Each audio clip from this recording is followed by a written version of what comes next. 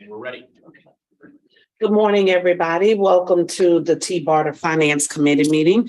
It starts at 9 o'clock this morning. Before I begin roll call, I'm not sure if I need to take action on allowing Commissioner Starkey to be present via Zoom until she arrives. I believe you need to take roll call first, find who's physically present, and then you can accept that motion. Okay, thank you. Just wanted to make sure I had that in order.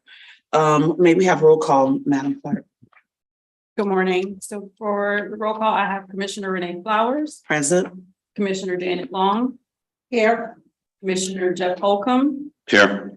Mr. Jim Holton, Here. and Commissioner Catherine Starkey. Present. At this time, I'd like to entertain a motion to allow Commissioner Starkey to to participate via Zoom until she arrives in person. Move approval. Second. We have a first and a second. All those in favor signify by saying aye. Aye. Do we have any that are opposed? Motion carries. Good morning and welcome, Commissioner Starkey. Good morning. Sorry, big accident. I'm guessing a pedestrian on 19 had it all shut down. So finally moving. Thank you. We appreciate your commitment and we will see you when you get here. Drive safely, please. We'll move forward. Do we have any public comment? We do not have public comment. Okay, no one for public comment. All right, so we'll move on to the consent agenda items, which are the approval of May and July Finance Committee meeting minutes. Do we have any? Okay, we have a motion. Do we have a second? Second. We have a motion and a second to approve the Finance Committee meeting minutes. All those in favor signify by saying aye. Aye. Do we have any that are opposed? Motion carries unanimously. We have our information items from Ms. Melanie Williams. If you would like to give us a presentation, please, on our July 2022 financials. Good morning. Good morning. All right, so the year-to-date net surplus through the end of July was $348,581. The revenues were under budget by $761,000, and this is due to the gondola study of the timing of that study. The expenses were under budget also by $761,000, and it is due to the consulting services related to the studies. The accounts balance at the end of July was $566,000. The accounts payable balance was $298,000, and the cash balance at the end of July was $764,000. And that sums up the July summary financials. Do we have any questions of Melanie or staff related to the budget? May we have a motion to approve her report? Do we have a second? Second. Thank you. All those in favor signify by saying aye. Aye. Thank you, Commissioner Starkey. Do we have any that are opposed? All right, you're up again for our 2023 budget. Yes, so last month in July, we presented the draft budget to the Finance Committee for review and discussion. And so today we're requesting the approval of that the budget moving to the board this morning. The only change in the budget from last month to this month is we did terminate the federal lobbyist contract, which resulted in a $60,000 savings. So that's the only change. We have budgeted $3.2 million for expenditures for FY 2023. Now this is $600,000 less than the current budget, which is about 16% decrease. Some of the key highlights in the budget are the continuation of the commuter assistance program that assumes increased participation in the van pool program, completion of the project development environmental study for the 41-mile BRT, and the completion of the Pinellas Gondolas feasibility study. Overall, the revenues will exceed expenses by $240,000, and this will allow for a 27-day operating reserve. So we are requesting the approval for the Finance Committee to move to the board today. Thank you. Do we have any questions related to the proposed budget for 2023? David, if you don't mind, do you want to, just for the record, because I don't want people to think that we're not being represented at all as it relates to our lobbyists, You mind giving just a brief snippet of what we have still going forward regarding our lobbyists, even though we're not having our federal lobbyists with us? Please, it's on. Yes, thank you. So we discussed the lobbyist contracts a month ago, and based on the activity with each of them, there was a comfort level with discontinuing the agreement with the federal lobbyists, but due to activities that we still need at the state level, we're going to continue with Ron Pierce and Associates with our state lobbyist. Okay. Are there any questions related to any other portions of the budget studies? I'm sorry, Commissioner Long. I'm sorry, I didn't see Thank you. you, Madam Chair. I guess my question would be, given all of the opportunities there are at the federal level for dollars, I guess there was a decision made that we are not trying to access any of those federal dollars going forward. Is that accurate? I don't know. No, No, we're not going to. it's not accurate that we are not going to pursue those. It's just based on the financial framework of where we are and the fact that we did not receive those dollars from the state of Florida that we had hoped. Hey, how you doing, Commissioner Lee? That we didn't receive the dollars that we had hoped to receive from the state. We wanted to look at ways that we could shore up our budget. We will call on representation when needed, should any grant opportunities arise. And we know that they may be flowing out, but to keep our federal lobbyists on retainer was something that we thought would not be appropriate at this time in order to save, and I believe it was $60,000. A conversation was had with Harry Glenn. He fully understands, and I think we'll be okay should we have the need, because we know things are rolling out as a result of some of the legislation being passed specific to transportation and other things. Then we can certainly access services on a as needed basis. But we were looking for savings that we could do within the organization. Thank you. That would keep us intact. Thank you. You're welcome. Any other questions? All right, may we have a motion to accept the budget as presented by Melanie Williams for fiscal year 2023. I'll make the motion. Thank you. Do we have a second? Second. All those in favor signify by saying aye. Aye. Do we have any that are opposed to the budget? Motion carries.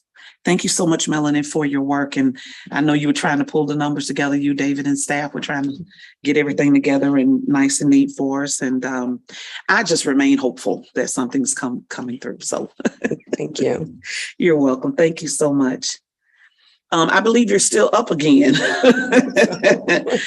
David, are you going to kick it off and then Melanie chime in, Yeah. or how do we? Yes, do that? I'll introduce the item. Okay. So now that we have a better idea of where things stand for fiscal year 23, we wanted to go another year out and see how things look for FY 24. And this is an exercise similar to last year when we shared a financial projection for FY 23. Melanie will go through some of the details with you, but you can see we'll be down to 3 funding sources, and that assumes we'll continue receiving state cap funds and local contributions. If either of those assumptions prove false, then obviously the forecast will change. The overall total for FY 24 is projected to be about 20% less than the budget that was just presented to you. And at $2.6 million would be the second smallest budget in the last 10 years for TBARTA, being larger only than the $2.5 million budget from 2017, which is pretty remarkable when you consider inflation and how the Van Pool program has grown.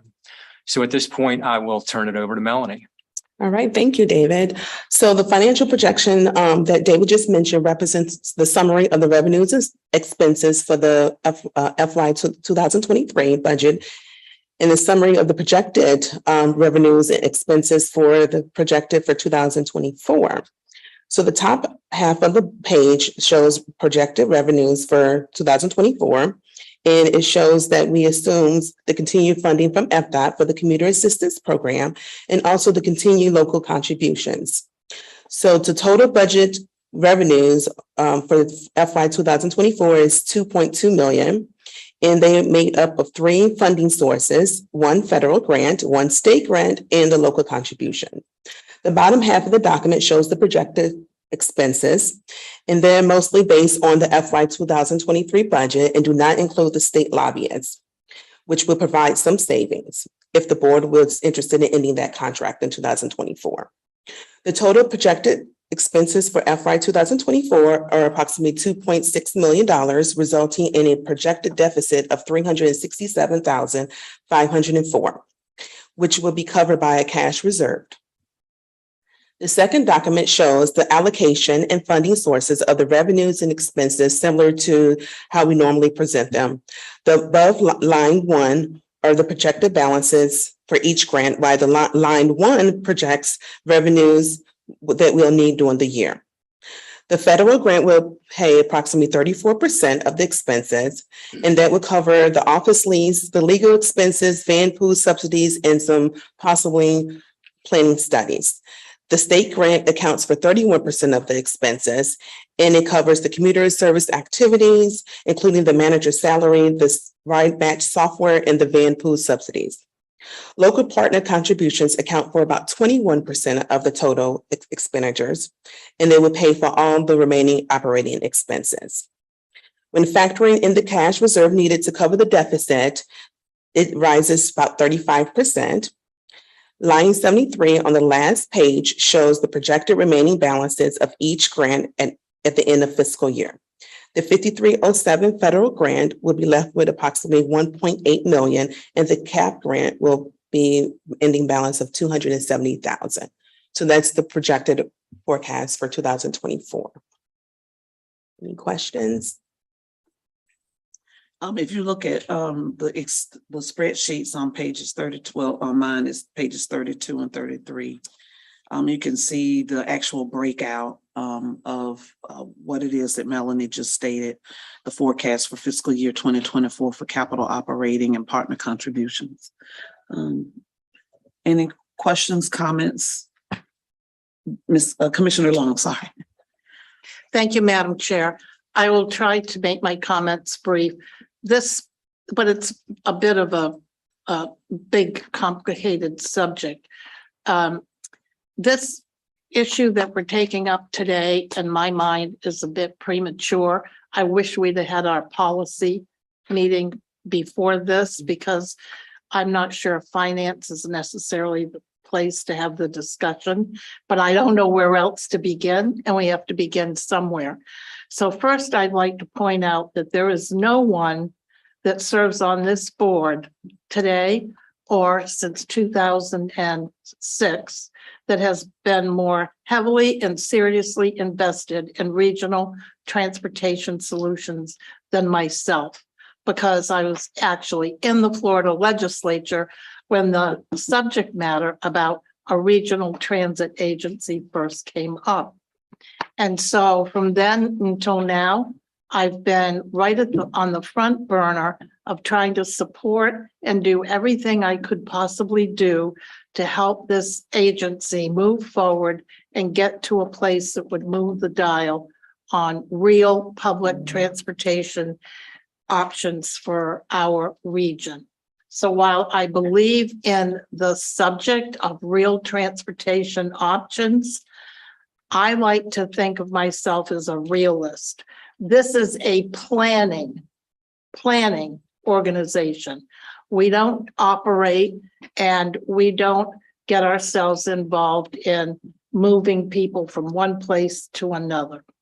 So several years ago, it was Commissioner Starkey that floated the issue of might we be better placed if we were in a regional planning agency such as the Tampa Bay Regional Planning Council.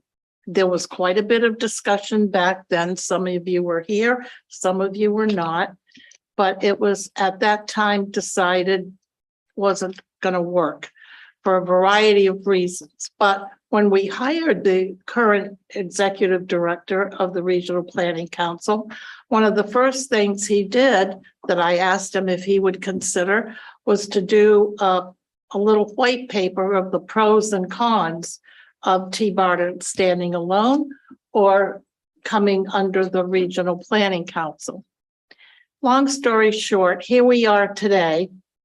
And after the 4th out of 5 times we've asked for state dollars, it was vetoed again by Governor DeSantis. And what do?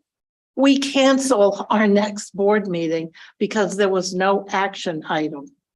That was a huge red flag to me personally, that anyone could think after that kind of action, and as hard as we've worked to get where we are, that we would have no action item. To me, we had plenty of things we needed to talk about, and more important than anything was the future of TBARTA, given the experience that we've had for the last 5 years.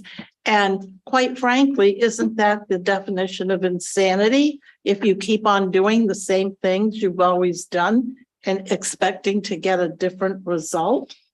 So as a result of that, just so happens we had a board meeting of the Regional Planning Council.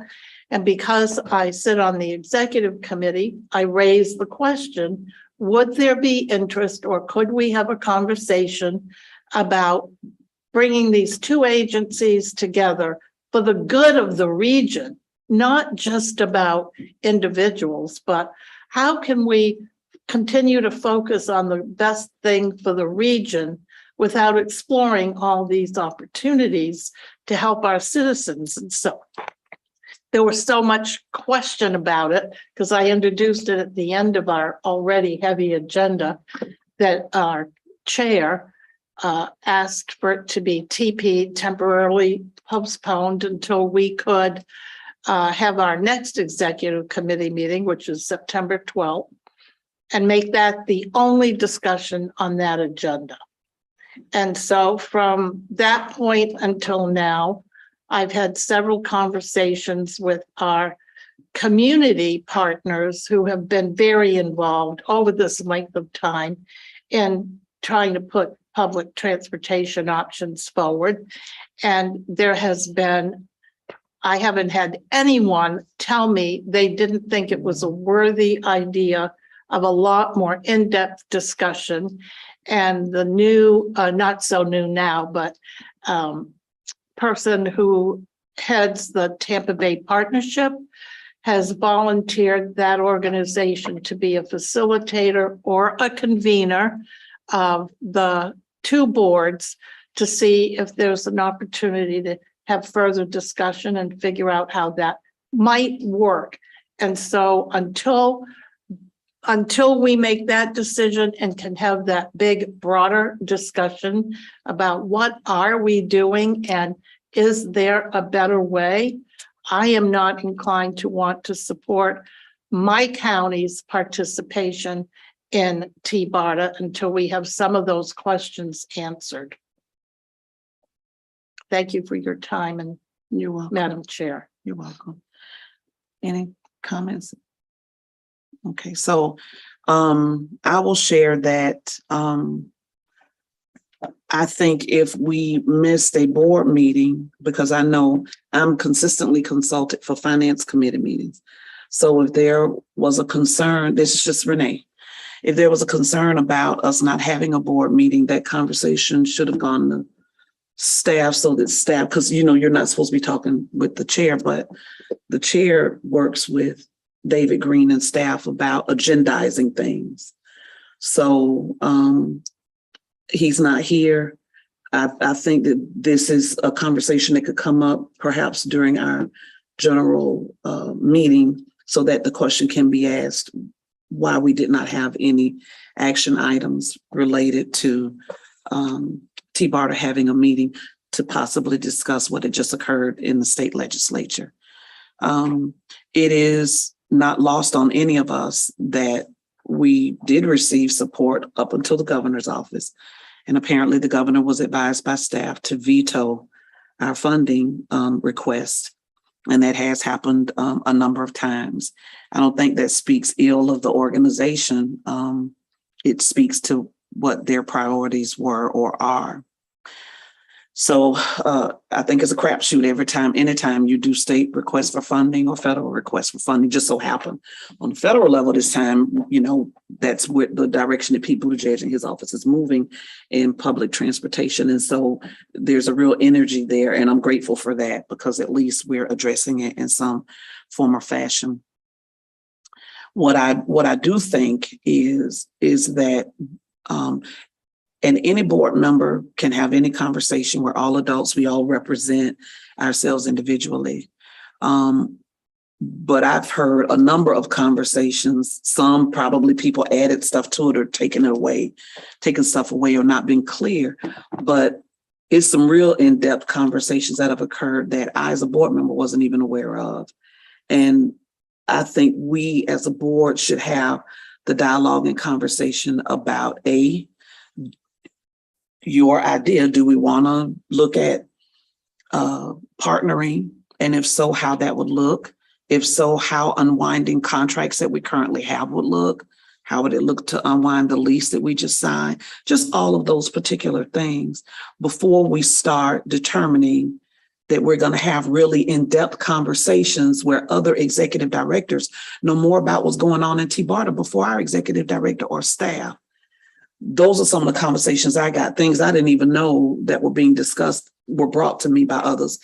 And I felt a little stupid because I said, you know more than I do. So I do think that the conversation can occur under planning because really that's where it should occur. It certainly can occur under the header of our general meeting. But I think that all of those ideas and concepts should be also in the presence of our chair and allow our chair to help guide that or whatever with the executive director and then with staff. Give me just a second. Yeah. The financial projection is a projection. It can be changed at any time. I'm not saying this to convince you to change your vote. I'm just making a comment. We can go back and address the financial projection at any time. But I think it would have been a dereliction of duty if staff did not look at not just 2023, but the following year. How would this organization look, or would we even have an organization in 2024, which is why Melanie, David, and staff got together and looked at each item, both from revenues and expenditures. And I had a meeting with David about this. And providing that information to us here so that you would at least, when I say you, I mean other board members, would have at least an idea or concept of in 2024, if we don't receive another funding source, this is kind of how it will look without, any other opportunities. So I do think that this item is appropriate because again, it's only a projection item. It is not a final. It's information that's being provided to our board. If under planning, and I would suggest that you have this conversation either more at planning, and I would also suggest that because this is fairly new, I don't know how much any others up here may know about what's been communicated, but I do think maybe we should have a workshop, our board, where we could really talk about the different ideas that have been floated out there before we start having conversations with others, and out of respect for our executive director and staff. When rumors start flying, people start leaving because the assurances of their employment aren't steady. And so I don't want that either. I don't want employees to take it that, we're going to unwind this and y'all better start looking for jobs or whatever. So that would be my recommendation, that we have a workshop, just like the request has been for the Metropolitan Planning Council to have a workshop dedicated solely to this topic. I really do believe that we should have a time solely dedicated to this topic so that hopefully all of us can be on the same page. Madam Commissioner. Thank you very much, Madam Chair. And with great respect, I would like to, your point, let you know, I have had several conversations with our executive director immediately after it was communicated to us that we were not going to have our regularly scheduled meeting for this discussion. And if I assume, because like you, we all sit on a lot of different boards, that he would be communicating that back to the chair and to the folks that sit on these various committees. And because it appears that that did not happen, I want you to know, I have also had quite a few conversations with our state lobbyist over this issue as well. So you are absolutely right. I have not been silent. I feel very strongly and very much responsible for any of the actions I've taken personally as it relates to this board. But I promise you, this is not a new idea. It has been discussed at this board level before with other board members that are sitting here today. So I did not operate in a vacuum out there running around having deep, in-depth discussions about how it might work other than a framework for how I already know it has worked at the Regional Planning Council, because prior to the last couple of administrations, regional planning councils around the state of Florida, there were 19 of them at the time, were very instrumental to land use and comprehensive planning. And they were funded by the state of Florida until suddenly, in the previous administration with Governor Scott, he decided to veto their funding. And from then until today, the regional planning councils, which now have been reduced to 10, have struggled for relevance. What gave our regional planning council relevance was the initiative that started with a few years ago, the last time I was chair of that organization, of climate change, sea level rise, resiliency, and sustainability. And we started that original compact that year. There were only 17 of them in the entire United States. We became number 18, and we started with 22 regional governments that signed on to it. Today, we have over 34. Now, that is relevance, and it has brought us relevance not only in the region, but statewide and even nationally.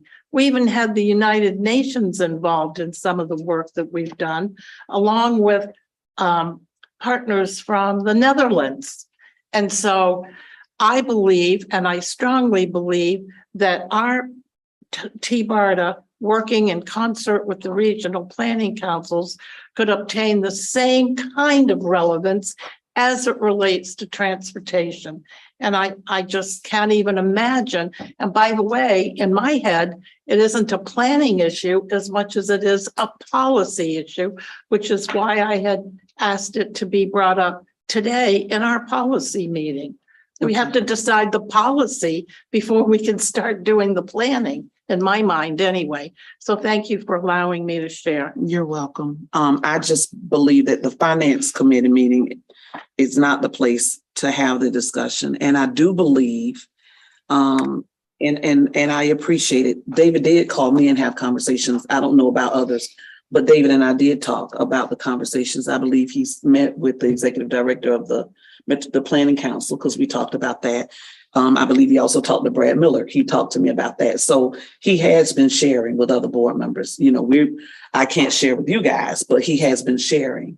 But even before David called me, because we have our regular one-on-one scheduled time.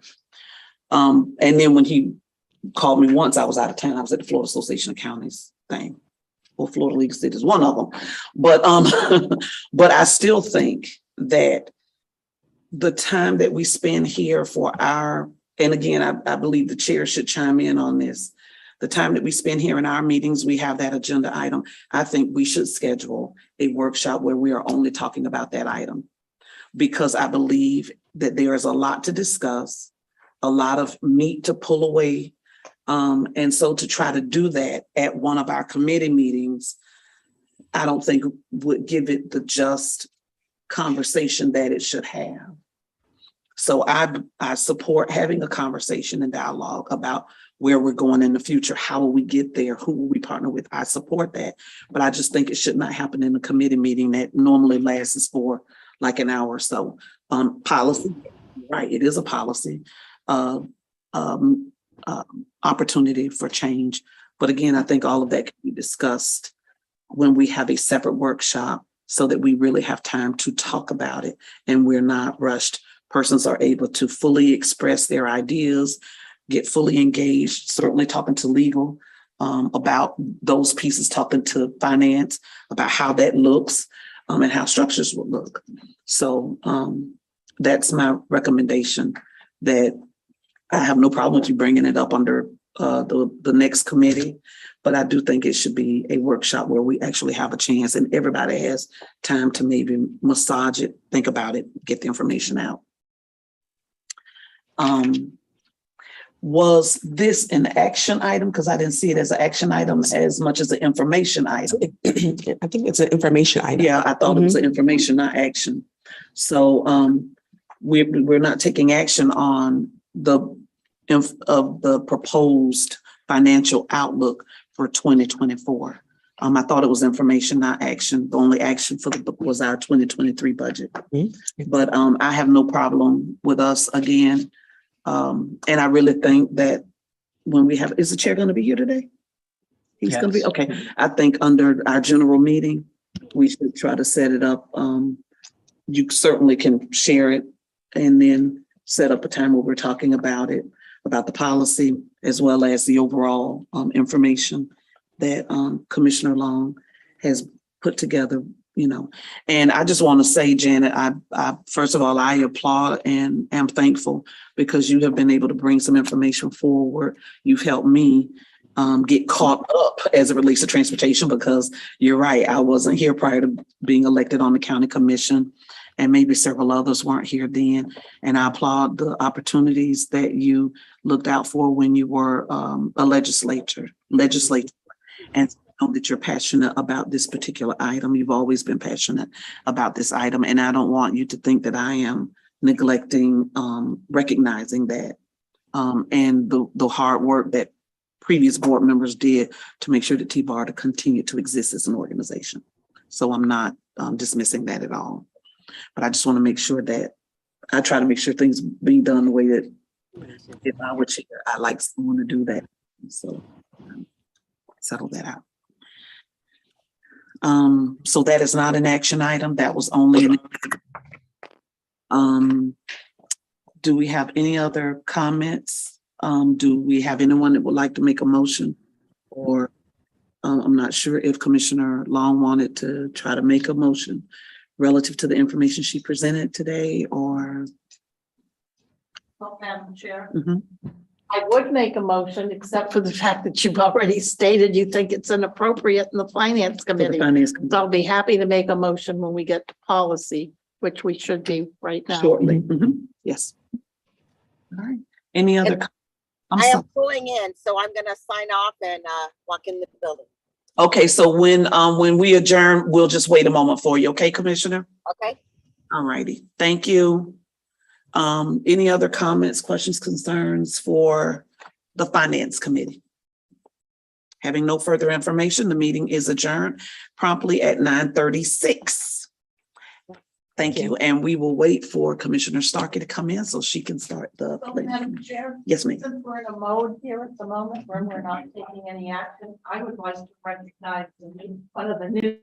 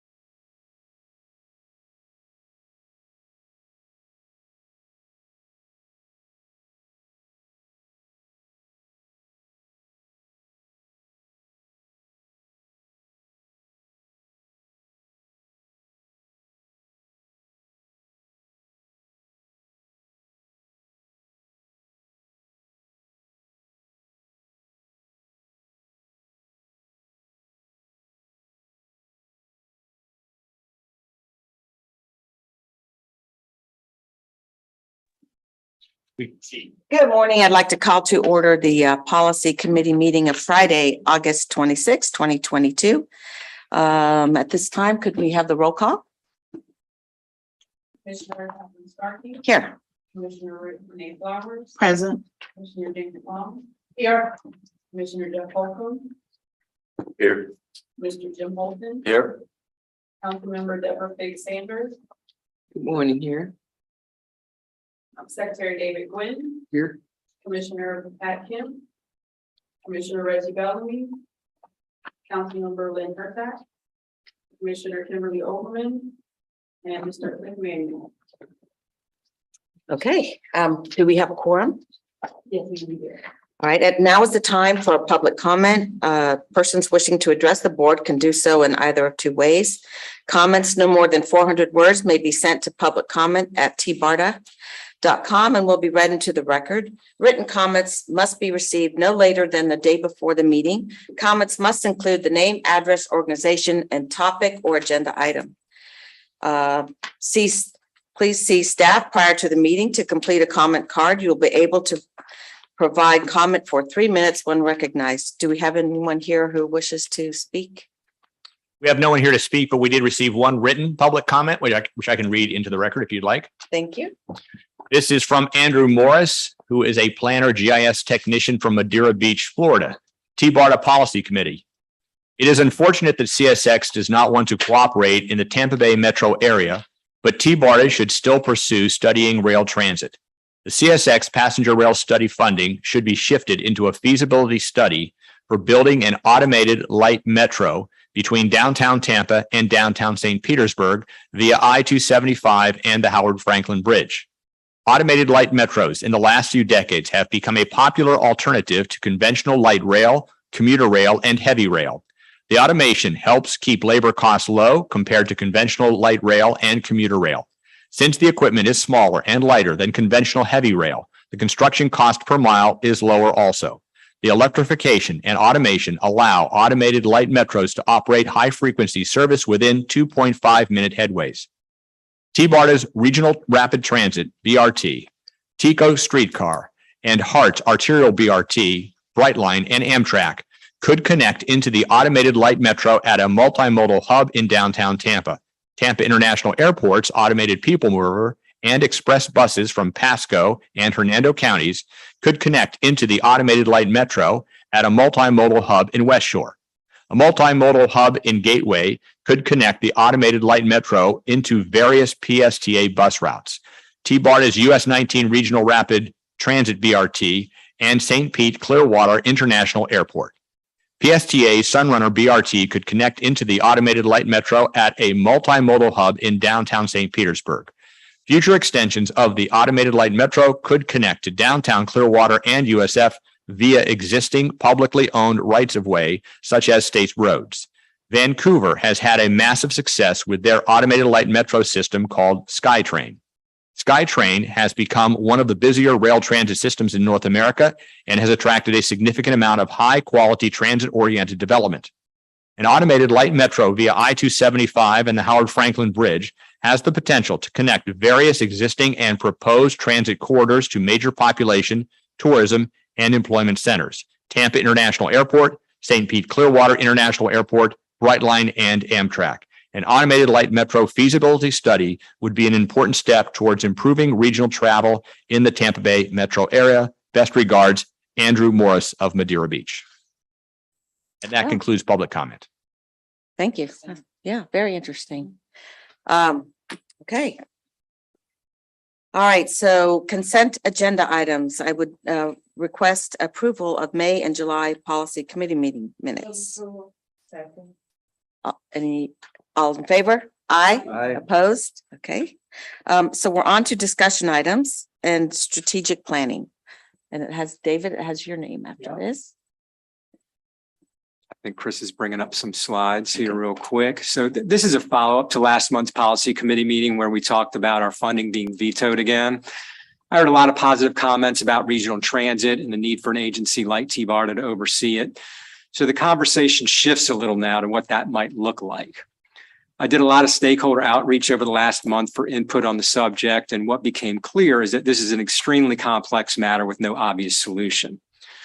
During this outreach, there are always two parts to the conversation. One being what's the best type of agency to oversee the mission, how it's governed, and what its focus or roles are. All really good questions and obviously important, but somewhat secondary, because even if I have answers to all of those things, there's still the elephant in the room, which is how to fund such an agency. We just reviewed a forecast of how things look for us financially, and we have about 2 years before we reach our proverbial fiscal cliff. So the question now becomes, what do we do about it? Next slide, please. This is the situation we're faced with, needing roughly $1 million a year to continue operating.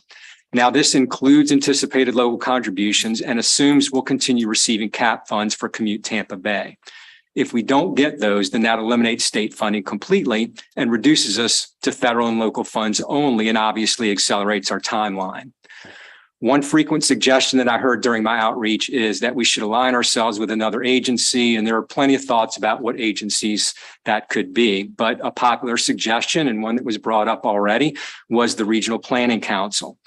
You may recall this was an idea that was brought up about 1.5 years ago, and I met with the executive director at that time to discuss it, but just didn't seem to make sense at that time. So I thought it'd be good to circle back around with him again and to talk about it, to see if he felt the same. And surprisingly, he was receptive to the idea. Obviously, there would be a lot of details to work through, but it seems like a very promising opportunity. We agreed to continue talking after getting feedback from board members on both sides, but also think it's important to understand what board members are comfortable with and to make sure that everybody's on the same page. Next slide, please. So to start that conversation, I have some questions that I'd like your thoughts on. Is there collective support for a regional transit agency? I think I heard last month that there is. So if that's the case, is there collectively support for TBARTA as well? Can we stand united and speak with one voice? I've talked to many people in the community who don't think that's really happening right now. So maybe a better question is, will we? Should TBARTA continue to exist in its current form? Or should we reorganize under some other sort of structure? Should we request state funding again, knowing that we've had no success at all under this current administration and aren't likely to? And if not, how do we make up the shortfall? So at this point, I'd just like to open it back up to the committee for some discussion on this item. Thank you. And I did listen to the conversation driving down, and I think we'll probably continue along those lines. And Commissioner Long, I do want to thank you. I don't think anyone's spent any more time on this subject since I've been on this board than you. So I appreciate all your diligent work. I think we all struggle with this question of what is the best way for us to move forward. And some of us feel like we've been spinning our wheels and looking at the makeup of our board here today. I'm sorry, where's Hillsborough? Where's Hillsborough this morning? So, I mean, without them at the table, it's just, I don't know, it's just like a spinning wheel. But I do think we have an opportunity. I see Bamitra is here this morning. Good morning. And I know that our business community and my constituents, I'm assuming all of yours feel the same, that we need to find the answer to this solution. And we just can't keep going around in circles, and there's got to be an answer somewhere. And whether it's with the Regional Planning Council, whether we or disband, or move forward, I don't think we have those answers yet. And I'm wondering if, Bamitra, if your organization would be willing to help convene some kind of discussion to help us move forward from what I feel is like a standstill. I don't know if you want to speak to us, but if anyone else thinks that they can bring the two other agencies together, maybe also our MPOs, I don't know. Did you want to speak? Oh, I'll let it go first. Okay. Good morning. Thank you so much for having me. Again, Bamitra Simmons, President and CEO of the Tampa Bay Partnership. Like you said, the partnership is obviously a regional organization. We represent the 8-county region, and we have been vested and interested and helpful to TBARTA since the very beginning. And none of that has changed. You know, David and I have developed a very good rapport. We convened a group of CEOs back in April to write a letter of all of the member organizations. So the CEOs of the chambers, the EDCs from both sides of the bay, the downtown partnerships, to try to help TBARTA in the fight to get funding in Tallahassee. Obviously, we were all unsuccessful. With that in mind, we really have one goal, which is to make sure that we have regional transit planning in our community.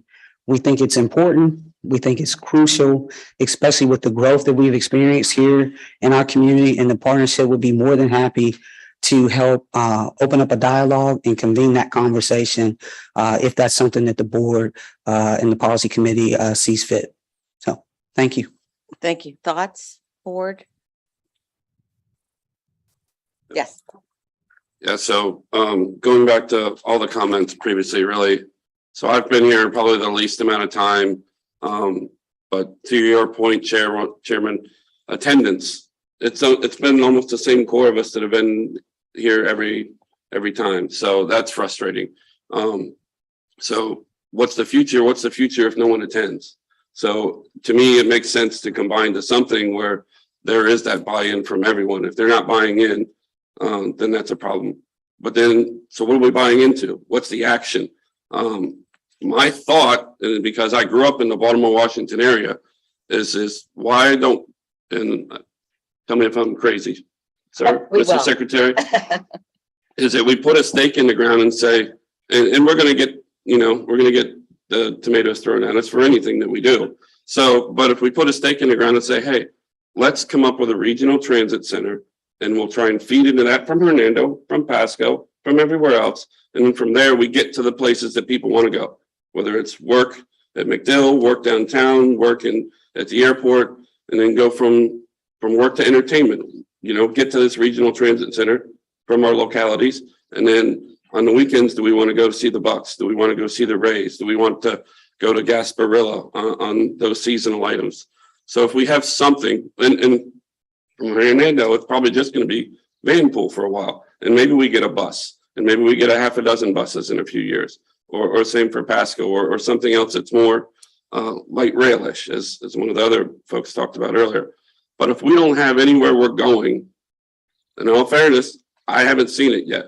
So when I go and take my seat in Tallahassee next year, and someone says to me, you were on TBARTA, should we fund this? Right now, I can't say yes. I can't say yes without being able to say, and maybe it's not my suggestion, but it needs to be some suggestion to say, TBARTA is doing this, and that's the plan that they have, and if enough people are behind it, then it probably will be successful. But to we've seen that information session on basically like a flying limousine.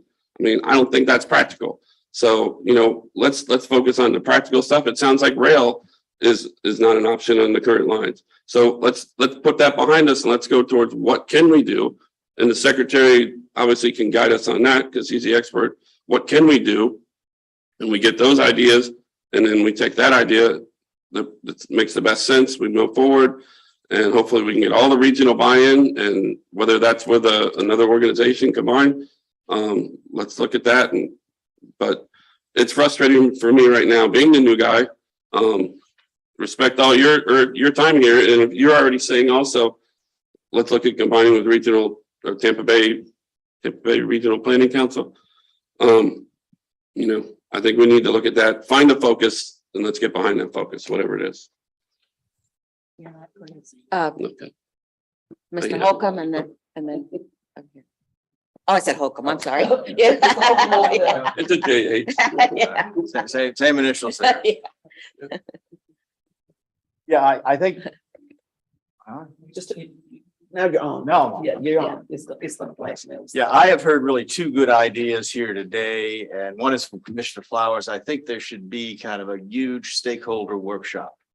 Get everyone together And I would suggest, having worked with the Tampa Bay Partnership before, that maybe they could be facilitators for that workshop, because they have a massive number of shareholders, stakeholders that could come into bear and talk about this whole issue. But the fundamental issue is the structure of TBARTA, whether that involves a merger with the RPC, whether it involves a merger with some other agencies, some kind of consolidation. I think we need to talk about the overall structure first before we get into specific plans and this mode or that mode. And we have to see what it really looks like. Because right now we're structurally flawed, because to be honest with you, Hillsborough County is not going along with the rest of the counties in this. And that's just the way it is. And that's the sense I get back from Tallahassee, is that you are not speaking with one voice. You have various different voices, on this agency, and that's the fundamental issue.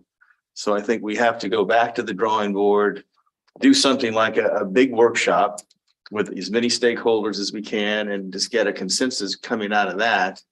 And what that might look like is anyone's guess at this juncture, but there have been some great ideas out there with the RPC and other potential mergers. So my suggestion would be to kind of take a few steps back, convene this workshop, maybe over a period of a day or so, and really flesh out these ideas and maybe get a consensus as to what to move forward with. Did you want to speak?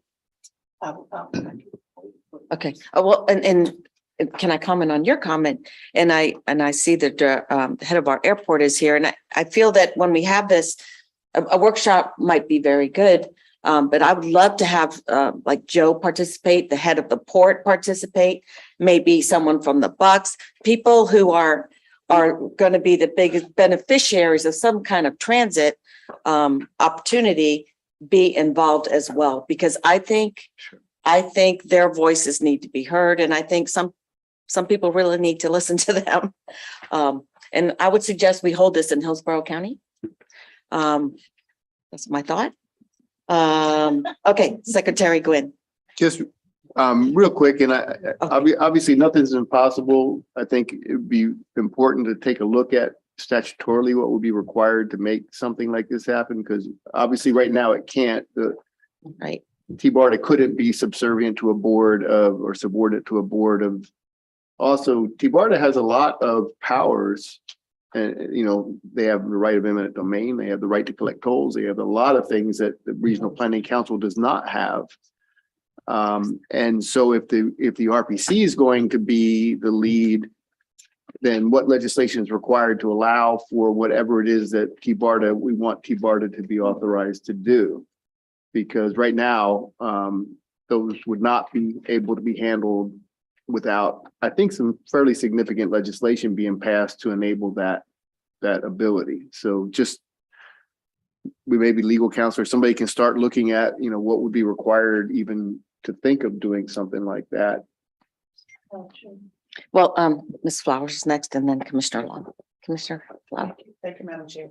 That was why, to everyone during the Finance Committee, that I said that TBARTA, our executive board, executive director and staff, we need to have our meeting first before we have a roundtable discussion with merging other groups. I am for that. I support that. But we need to truly understand, and I use the word unwinding. What would that look like? I don't want to go into a meeting with groups and I not be able to provide those answers, or I not even know those answers. And to add to the list of invitees, I don't know if they'd accept, but invite some current members serving in the legislature to see if they'd be interested in attending, so that they could hear the dialogue and discussion when we get to that point.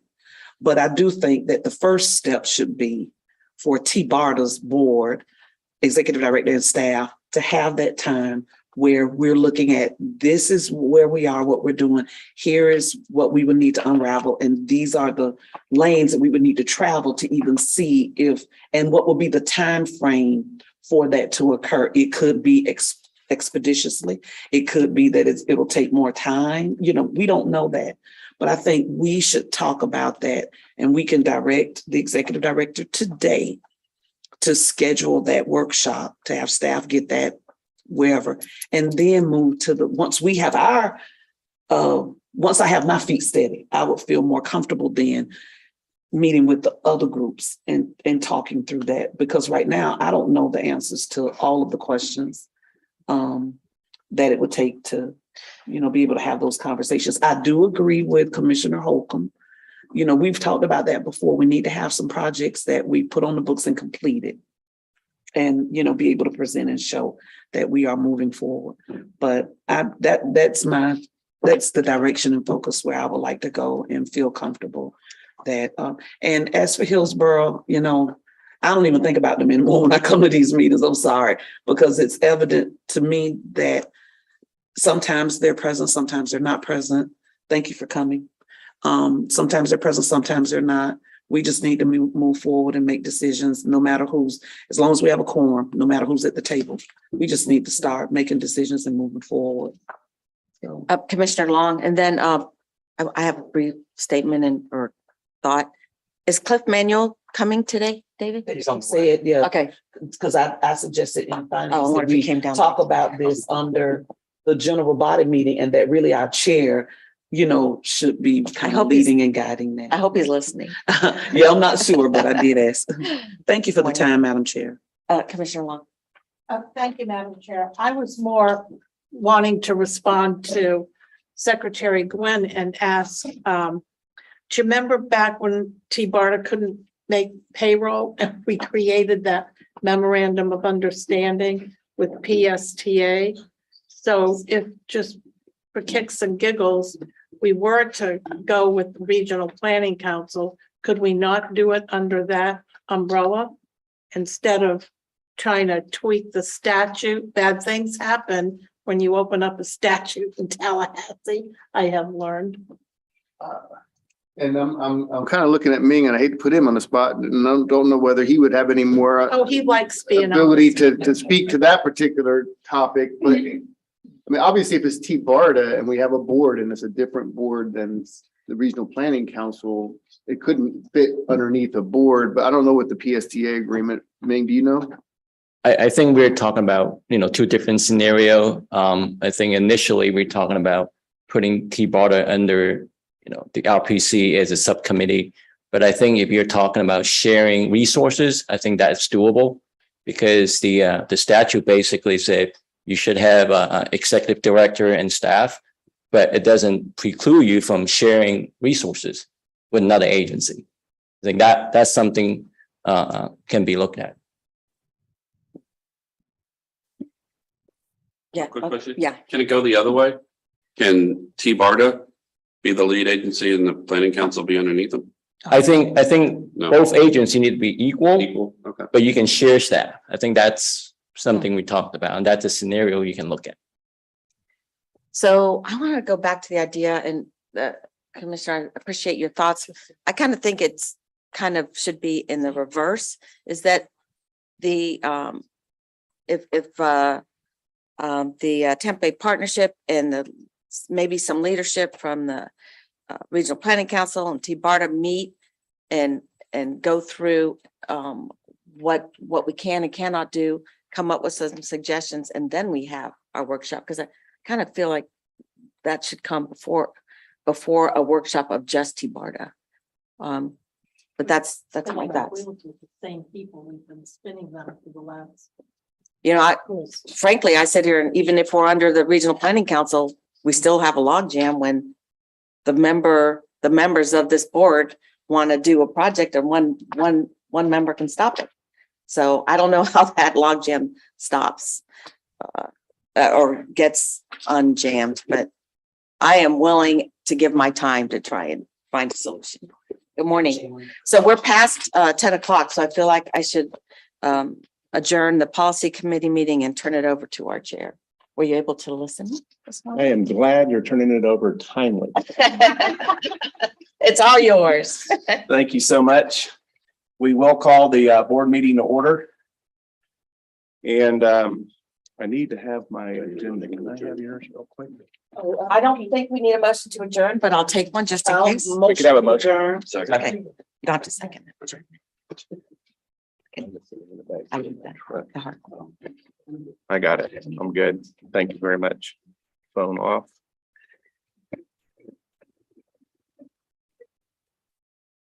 So we'll start with the Pledge of Allegiance and roll call. Want to do roll call first or the pledge first? Pledge first? Pledge first. Start us off. I pledge allegiance to the flag of the United States of America and to the republic for which it stands, one nation, under God, indivisible, with liberty and justice for all. Thank you. Roll call, please. Mr. Cliff Manuel, Present. Commissioner Catherine Starkey, Here. Commissioner Renee Flowers, Present. Councilmember Deborah Big Sanders. Here. Commissioner Reggie Bellamy. Commissioner Jeff Holcomb, Here. Commissioner Pat Kemp. Here. Commissioner Janet Long. Here. Commissioner Kimberly Overman. Councilmember Lynn Hurtak. Here. Mr. Jim Holton. Here. Secretary David Gwynn. Here. Secretary LK Nandam. Here. That concludes the roll. And yes, you do have a quorum, Mr. Chairman. Thank you. I'd like to open it to any public comment we may have today. We did not receive any public comments. No public comments. So we'll move to our first presentation, the 2022 TPA Master Plan Update. Oh, we have a distinguished guest here today. Yes, we do. Good morning. Good morning. Good morning. Thank you for calling me distinguished. Okay.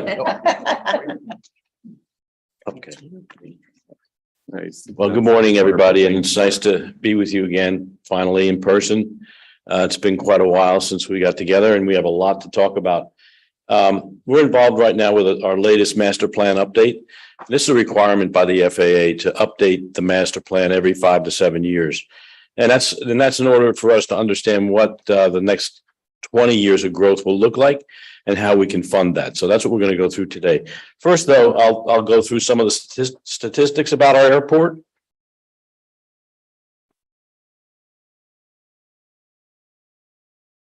There we go. Okay, in case you didn't know, we have 4 airsides currently, 58 gates, and we serve 21.5 million annual passengers. In March is our highest traffic month and our lowest is September. We have approximately 23,000 parking spaces. I hope that you all availed yourself to those parking spaces. It does help our revenue if you do. And 436 million pounds of cargo. And we have 3 general aviation airports that we also manage. But very interestingly, we have 66 shops and restaurants that people can enjoy at the airport. We generate 14.4 billion in economic activity, according to the Florida Department of Transportation. We're the 28th busiest airport in the country. We support 121,000 jobs, and every day 10,500 people come to work at the airport. Our top 3 largest airline market share, Southwest is our number 1 at 28%, followed by Delta and American. Our top 10 markets, no surprise, all East Coast markets, New York, Chicago, Detroit, and Atlanta. We have 544 daily flight operations. We serve 80 nonstop destinations and 11 international destinations.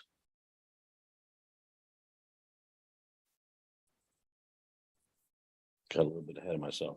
Here we go. Our operating revenue sources, our airlines provide $103 million in revenue, and we collect that revenue through user fees. So as an example, we have landing fees. So every time Southwest lands a 737, they pay us $200. Every time you use a parking space, that's our parking revenue, $77 million, and that's a user fee that we charge. We don't take in any tax revenue for our operations. It's all on user fees only. Our rental car business is $51 million, and our food and beverage is $17 million a year. Our operating revenues, since I joined in 2011, $173 million that year. We now are up to $317 million in operating revenue. So our top line has grown quite substantially. You can see what happened during COVID, and we've grown very, very quickly since that time. So we're very pleased with that statistic.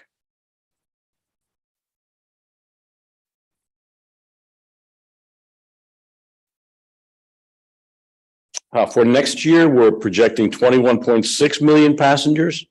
So we're seeing the growth continue. And our international passengers, as you can see, the gray line is before the pandemic. And in 2021, 22, which is the circular line, we're almost back to that. And I'll talk about some new markets that are coming up soon. Since the pandemic, the yellow markets are new service after the pandemic. So what we've seen is increased service to new service really to Savannah, Charleston, Huntsville, Bentonville, Omaha, Green Bay, New Haven, and Montego Bay and Cancun are now served nonstop as well. So since the pandemic ended, we've seen a growth in the number of markets we serve. And this one's really kind of fun. This year, in the fourth quarter, we'll have Virgin Atlantic coming to us from London Heathrow. It's our first time to get a London Heathrow service. And as you know, Virgin Atlantic is a premier brand. And the fact that they chose Tampa is an indication of how much we've grown and how much we're on the world stage now. We also have new air service from Breeze, which is an airline that was started by David Neilman, who also started JetBlue. Avelo, which flies to New Haven and other places. And we're back into Eurowings Discover has taken us back into Frankfurt, Germany. Our largest unserved markets right now, San Diego, Sacramento, and Santa Ana. So we continue to focus on West Coast markets that are underserved. We have some opportunities there. And internationally, our largest market that we can support service to is Amsterdam, followed by Charles de Gaulle, Paris. So we're pushing for those markets.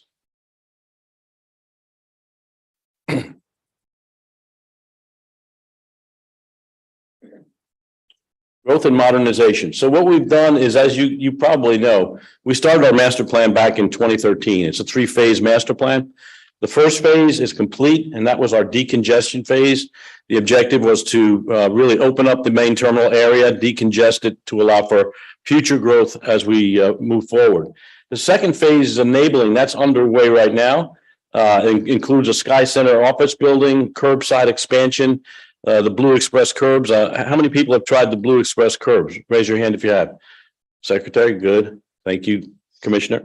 And the next phase, the one that I want to talk to you about, is a 16-gate airside D, which will be a combination international and domestic airside. It'll be our first new airside since we built airside C. And here is our secretary cutting the ribbon here at the Blue Express curbs. These curbs, express curbs, are one of a kind in the United States. So if you don't have to check your bags and you have your boarding pass on your phone, you don't go anywhere near the ticket counters. You just go right to the express curbs and you pop up on the transfer level where our 21-foot flamingo will greet you. Yeah, the only airport that can pull off a 21-foot flamingo is Tampa International. Sky Center 1 is completed. The Aviation Authority occupies 3 floors of this building. It's a 9-story building. So we used a P3 delivery method with a developer. We're going to buy the building from the developer. This building is 93% leased right now. And so we're going to own this building and it'll become a profit center for us.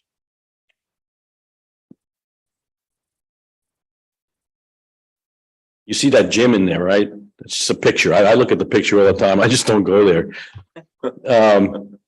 Commercial parking. We introduced a new online booking system. So you can book your parking online. When you go on our website, you just plug in the flights you're on, what dates you're leaving and when you're coming back. And it'll offer you 3 different levels of service. And you just click on what you want. It'll charge your credit card and you'll get a QR code. You won't have to take a ticket. You just scan the code when you get to the airport. And that's become very, very popular.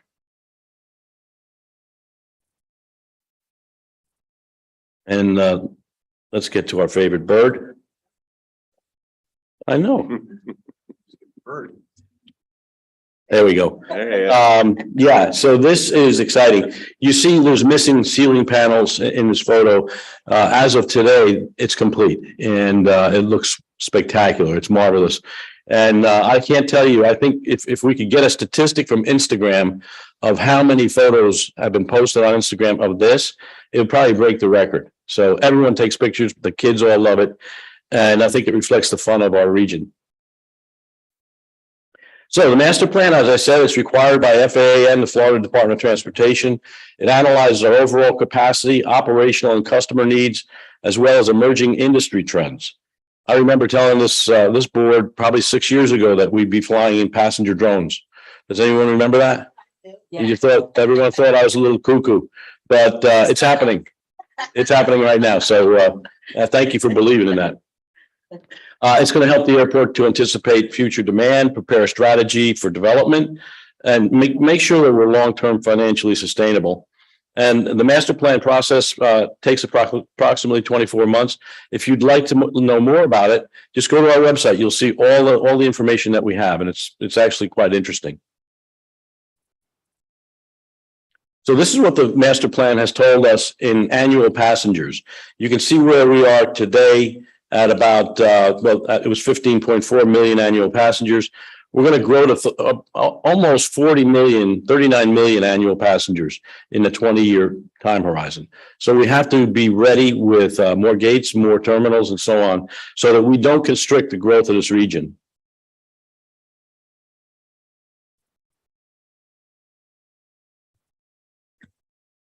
So here's the existing view on the left. As you can see, there's an opening there where airside. Let me see if here we go. This is where we park right now. We park cargo jets. We hard stand the cargo planes there. That will become new airside D, which you can see in this photo. It's right between airside C and airside E, which is where Delta operates. This is what it will look like. It's a spectacular building. I hope you get excited by this because it's really fun. When does that start? Our board is expected to approve the budget for it at the next board meeting. And then in the spring, we'll be going out for award of a design build contract. And we should have it out of the ground in about 4 years. It was planned before the pandemic and we pushed it back 2 years because we just didn't have any visibility as to what would happen. But now it's clear that it's still going to grow. So 16 gates, 3-level airside, domestic and international. International passenger will arrive and go upstairs to clear through customs in a nice, airy, beautiful place right in the center of the terminal. So you don't have to walk long distances, go down in a basement and clear. You'll get off your airplane, go up an escalator, down a corridor, and you'll be in customs.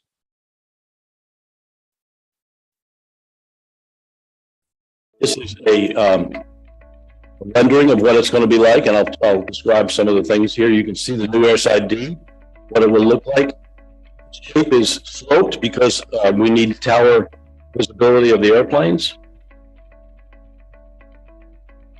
So this is an international arriving passenger just went up the escalator. We'll walk this corridor. We'll look down on the departing passengers and the concessions. We'll go up one more set of escalators and be on the top floor of the building, pick up their baggage on the top floor, clear customs, and then go down to a shuttle train, just like the shuttles we have in all of our other airsides.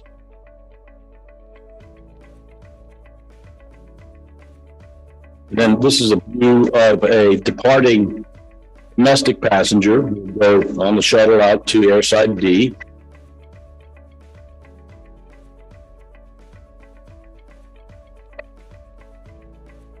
And you can see airside D will also have the ability for outdoor airline clubs. So you might see a Delta Sky Club with outdoor seating, outdoor terrace. And then you'll get off the shuttle car here at airside D. And you'll go through a brand new TSA checkpoint. Then you'll recompose here and you'll be in the middle of the terminal. And there will be many, many concessions, brand new concessions. The outside is the gate, hold areas and the jetways. Up above you can see the international passenger clearing.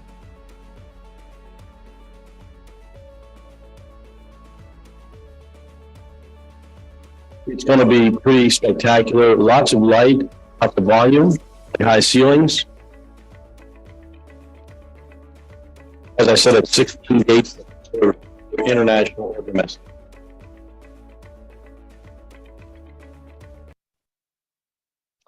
So some of the emerging technologies that we're factoring into our master plan, electric vertical takeoff and landing, they're called eVTOLs. These are as I talked about, the passenger drones.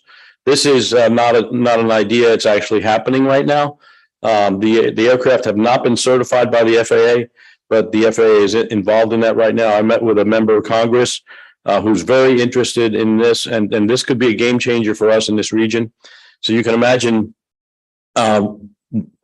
Secretary, we might not have to build as many bridges if we have these vehicles that can take people from Tampa International to Albert Whitted in 6 minutes. And so places with a lot of water, places with a lot of congested urban areas will be the recipients of this new technology, and it's coming. We'll be using biometric gate checks, so we'll just look at your face and let you board the plane. Brand new technology for security screening checkpoints. We'll be looking at evolving parking technologies. As I talked about earlier, we did the automated online parking system is very, very popular. So there's a lot of new options coming out based on technology. I'm gonna take my shoes off. If you you need to get TSA pre-check, and then you don't have to take your shoes off. I can help you with that. You have one pair of shoes, I still have. Oh yeah. It's got a little metal thing in my boot. And we're doing community outreach, and this is what I'm doing today. And we did this in all of our master plan phases, letting the community know what we're doing and why we're doing it. And so I will say thank you for inviting me today, and I'd be happy to entertain any questions you might have. Thank you, Joe, and I'll recognize board members with questions. I had a couple quick comments from the chair seat, if you don't mind, and then I'll go. But did you, in your new design, were you able to still meet the original design criteria for max steps that you went over with us a few years ago? Yes, sir. Or that makes a real big difference in your airport. A lot of people enjoy that benefit. Oh, it really is. I mean, that is our guiding principle. We tried not to ever go away from that, and that's one of the reasons why we have the Sky Connect train to the rental car center. It helps to reduce the number of steps that people have to take. And this one will be no different. Airside D will be connected by a shuttle car that'll take you out to the airside. And that's the thing that people really like, is that you don't have to walk to the terminal to get to your plane. You take a shuttle. So that'll be the same with Airside D. Then unsolicited testimony for you from yesterday. Some travelers, friends of mine down from Canada, wound up at the airport, and one of the persons that were traveling down left her purse and her phone in a rental car, had to go back, get the phone, figured they're going to miss their flights and everything else. And their testimony was, for your benefit today, that because they were at Tampa International Airport, they made all their connecting flights, weren't delayed, recovered the phone, and still made it back to Canada on time. And they credited your airport for that benefit because of the design and the thought that you put into making it work. Thank you. I never get tired of hearing those kind of comments. Yeah, beautiful place. Renee? Thank you. Wonderful presentation. I'm excited. Thank I really am. JetBlue just recently purchased, I think it was Spirit. Yes. Will they have connections coming out of your? Yeah. Once they merge over? Yeah, there are a few overlap markets that they both serve. So we suspect that they'll probably stop serving them in the combined carrier. But we expect also for them to increase their flying to the Caribbean and near South America. So think about places like Punta Cana, Jamaica. These are easy to serve nearby Caribbean destinations, and we're hopeful that JetBlue will step up to that. And just a positive comment, there was a meet and greet, if you will, for small minority and women-owned businesses over at the airport. Yep. and Marilyn Thurman and Elizabeth Siplin and others. I know Elizabeth has won some contracts with the airport. She really enjoys the work relationship. But I just want to say thank you for being on the cutting edge and stepping up and allowing them to have that and working with small minority women-owned businesses to express what opportunities are available. And of course, they go through the process, but then to actually have them servicing persons there and giving employment opportunities to people. So I just want to say thank you for that. You're welcome. It's the community's airport. It's not my airport, so the community should benefit from it. So we're very committed to that idea. Thank you. Thank you. Any other comments? But yes, you're recognized. Yeah. Thanks for that great presentation. Some comments I've heard from passengers, they would love to see, especially given the size of the airport, more increased retail, restaurant amenities. I was going to ask you if the new terminal is going to have a enhanced kind of retail, maybe duty free, more restaurant options, existing facilities. Well, New York's ID will be the international terminal, so it'll have a very robust duty free shops. And the restaurants will all be brand new as well. So it's going to be very, very exciting. Do you have any, you can't share any concepts with who might be in there or anything like that now? No, that get me in trouble. Yeah. I don't want to do that. Chair recognizes Commissioner Starkey. So in the last month, I've been a traveling fiend. I've hit Charles de Gaulle, Porto, Munich, Florence, Dallas, Fort Worth, Salt Lake, Denver, and JFK. And it amazes me that all those airports, or most of them, have expanded, and no one copies the best model in the world. I don't understand it. We just have the best layout, and why it hasn't been replicated is beyond me. But I will be on that Eurowings flight in November, going to the Bucks game. So I'm really looking forward to trying that one out. Awesome. But I am just so proud of our airport and love the experience. No Thank doubt you. it's the number one experience in an airport. Thank you for your support. Commissioner Holcomb. Yeah, I just wanted to say, prior to my exciting life in politics, I traveled pretty much every week. So I'll always remember the saddest moment of the week was taking the tram to the terminal, and the happiest part was taking the tram back to the main gate area. Well, I think I got to the main terminal, but it just seems like if you go to other airports, I can think of Boston and some others, it's like they're always under construction. There's always narrow hallways. So it never had any, I didn't even think of a complaint when I'm traveling through TIA. Everything's great. I like the walkways. Me as a traveler who traveled a lot back in the day, I love to be able to get to my terminal, make sure everything was okay. And then I would do laps to when I was working out more, but I would do laps. So having that availability in your airport is really nice. Cause like I said, otherwise you're crammed into some other small hallway and there's all these walls up and all this other construction. So can't think of any time that I've had to deal with that in any serious extent with your airport. And I one of the reasons I'm here in this region is partly because of that airport. So thank you very much. Commissioner Starkey. I have one more thing. A couple years ago, I was taking care of my grandkids. I only had a little bit of time. I was going to take them to the museum, but we ran out of time. I actually took them to the airport. We rode on the tram. I don't remember. Sky Connect? Yeah. Yeah. Well, from the parking lot in, we did those massive escalators. They had the best time with the technology at our airport. That was one of their favorite things that they had done that trip. So a free entertainment to go to the airport. And Right. check it out. I did that with my kids in Houston too. Light came on first, but yours, you recognized. Okay.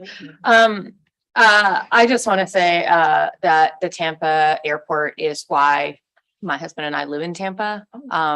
We could have gone anywhere. We both worked from home for 13 years, and we settled in Tampa because we could get where we needed to go. My husband works generally in the Northeast, and I traveled internationally. And unfortunately, I did not get a chance to use the Amsterdam connection before it went away. So my question is, because of how much I love whenever I get the chance to fly overseas from Tampa. So can you talk a little bit more about what you're doing to get that Amsterdam connection and to get the Charles de Gaulle? Those two were critical for me, and I always had to go to JFK, and I hated doing that. Yeah. I agree with you. We are talking to Delta. Delta flew that flight to Amsterdam, so they know that the market is a good market. The other thing that Delta likes to do is they want to bypass their hub in Atlanta because there's no more gates there. So if they can use the hub in Amsterdam of their partner, then they're more than happy to do that. I think we'll see that flight back sooner rather than later. The market has grown much quicker than we thought after the pandemic. With the fact that Virgin is coming into the market with connections from London Heathrow. So that's another connecting airport that you can use. With respect to Paris, again, that would be a Sky Team kind of an effort, either Air France or Delta. I have to get to Morocco, and I'm using Air France through Charles de Gaulle. And so I understand if we can get nonstop from Tampa to Charles de Gaulle, the world gets a lot smaller. Absolutely. My travel was generally, getting there was only 18 hours, but getting back, because my work's in West Africa. So I always did the Amsterdam to, Ghana. KLM has a great network to Africa. Yes, absolutely. And that's why I believe it just makes our city, sure the region, but our city a little more internationally connected. And I really do appreciate what you've done. The city just, we wouldn't be what we are without you. That's very kind. Thank you so much. Commissioner Long. Yeah, thank you, Mr. Chair. Without being repetitive, Mr. Lopano. I want to say, you got it right there. To your design team for the light, the incredible natural light as you go through the airport. It is such welcome home feeling if you've spent a lot of time abroad or anywhere outside of our area, because all those other airports that our world-renowned traveler over here. I wasn't in those towns, I was just in the airport. They're dark. What always amazes me is how dark they are. But the light in Tampa International is extraordinary. You know you're home when you land there. So thank you for all your efforts and your hard work. And it's just lovely to see you again. Good to see On you, this side Commissioner. today. Yeah, I'd love to come over. If I may, I just want to recognize a person here too. Commissioner Gwynn, the FDOT. Secretary. I'm sorry, Secretary Gwynn. Yeah. The Florida Department of Transportation has a lot of money that it uses for strategic reasons. And part of their strategic direction is airports and intermodal connectivity. And we received a grant from the Florida Department of Transportation for the Sky Connect train that you rode with your grandchildren on. So I want to recognize you, David, for helping us get that grant. All a great partner. I'll see you this afternoon for our meeting. Well, thank you all very much. Have a good rest of the day. We appreciate the presentation. All right. Bye-bye. Chair will recognize Bill Roberts, Citizens Advisory Committee report. Good morning.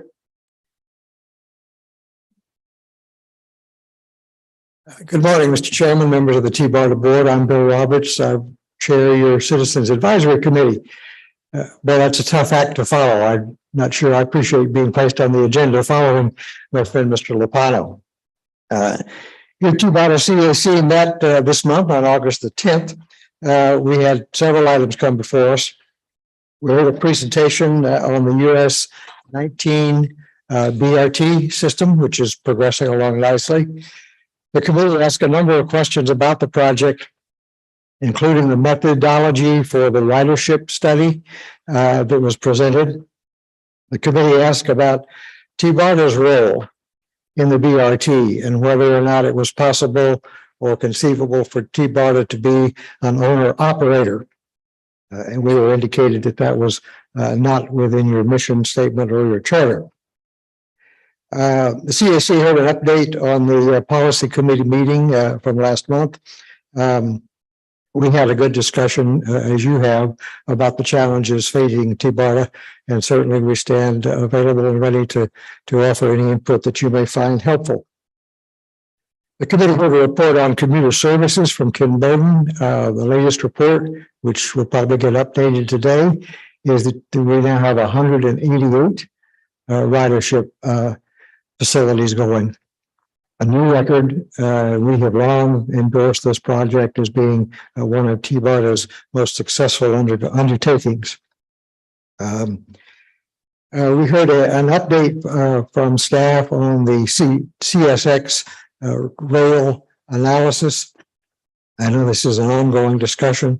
I think that your CAC is going to be bringing forth some recommendations at your next board meeting as a result of the ongoing developments with rail, CSX, and how to move about the region. And with that, that concludes my report on your Citizens Advisory Committee. I'll be happy to take any questions, Mr. Chairman, if there are any. Thank you very much for your report. Questions? Thank you. Appreciate it. Chair recognizes Brian Purcero. Yes, thank you, Mr. Chair. I'm actually going to give the update for the TMC. The Transit Management Committee actually met twice in the last 2 months. So on July 5th, the TMC had its regular quarterly meeting at which it heard short presentations from HART and Go Pasco on their short-term unfunded transit needs. The TMC also received presentations on TBARTA's Regional Mobility on Demand study, as well as its annual progress report. And then on August 19th, the TMC had a virtual workshop where we had an open discussion about TBARTA's and the TMC's current role and future role. And the discussion revolved around how TBARTA can be a more effective regional partner. We had a good discussion, particularly on the topic of TBARTA using some of its funds to partner with local transit agencies on studies and or projects that they have going on. So for example, like the way we've partnered with PSTA on their Ava shuttle and on their I-275 bustle and shoulder demonstration project. Along similar lines, there was interest from the smaller agencies like Go Pasco and the bus in having TBARTA provide them technical assistance. In regards to the TMC and how it could be more effective, there was discussion about having project ideas start at the transit agency level before and then rising to the board. And also giving the TMC a role similar to what MPO technical advisory committees have, namely that all action items that come before the TBARTA board would first go through the TMC. Our next scheduled meeting of the TMC will be on October 11th, at which we will elect new officers. And that's my update. Thank you. Any questions, comments? Thank you, Brian. Chair recognizes Commissioner Flowers for Finance Committee report. Thank you, Mr. Chair. We had an opportunity to meet this morning. Melanie Williams gave us an overview of the proposed 2023 budget, of which we did vote to pass unanimously. The only significant change in that budget was the $60,000 dollar amount that would have been typically allocated towards our federal lobbyists, Harry Glenn, but that was taken off the table due to unfortunately not being funded through the state of Florida for the funding request. We do have a surplus of $240,209 that will be in our reserves. And so again, that budget request for 2023 did pass unanimously. The only other item was, there were two other items, I'm sorry, an information item, which was just a proposed financial operation summary for the budget of 2024. But again, it was just for information for us to have a look at the various line items and see how we would look if we were not able to garner any additional funding by that fiscal year. And then we had, and that was not an action item, that was information only. And then we did have a discussion regarding the future of TBARTA and some comments and recommendations from Commissioner Janet Long. I'm not sure if you were tuned in or not. You were listening? Okay, so I'm not going to recant that, but so we did have that discussion, and I suggested that a more robust conversation occur either during our policy and certainly during our general, where the chair would be present. That concludes my report, Mr. Chair.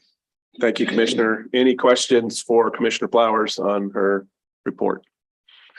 Chair recognizes Commissioner Starkey for a policy committee report. Good morning. We had an abbreviated policy committee meeting. And we kind of continued the discussion that was started in the finance committee. And will we be getting into that discussion? We certainly can. Well, it's not an active agenda item. So I feel like we the need best place to- probably to bring it up would be under your committee. Okay, so we had a discussion on what direction should TBARTA move to in the future, knowing that we have some big challenges. One of the items discussed was whether we want to continue as a standalone agency, potentially merge with the Regional Planning Council.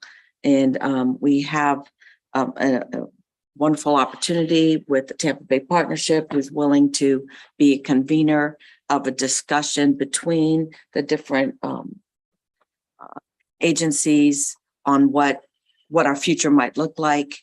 And I think we had a couple different views here on the panel, on the council, whether we should have a workshop first and then move to that convening, or have them start some kind of dialogue and then bring their findings to us and then do a workshop. So am I summarizing that well enough for everybody, or does anyone want to jump in on that? So yeah, and then David did ask us some questions, which we did not get into specifically. And his questions were, is there support for a regional transit agency? Are we really united with one voice? Should we reorganize? And should we request funding again? So we did not dive into those questions individually because we ran out of time. That's my report. Well, it sounds like there was a lot going on in the policy committee. Chair recognizes Commissioner Holcomb. Yeah, I'll just say that I like your idea, Commissioner Starkey, about, let's get some information prior to the workshop so we can be better decision makers at that workshop. Commissioners, board members, any other comments? Policy committee, Commissioner Long? Well, yes, I've been very vocal about how I envision TBARTA or the subject matter of regional transportation going forward. And as I sit here this morning and I'm looking at all of the faces and watching all of the body language, I find it pretty interesting about this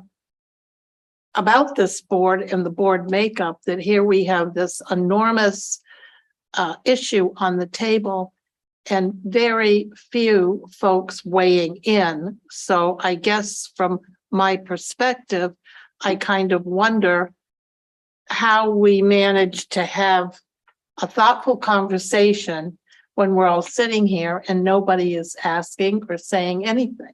I mean, except for a couple of us. So I guess we could have I'm happy to have a workshop. I'm happy to try to have, the two boards meet and talk about this, but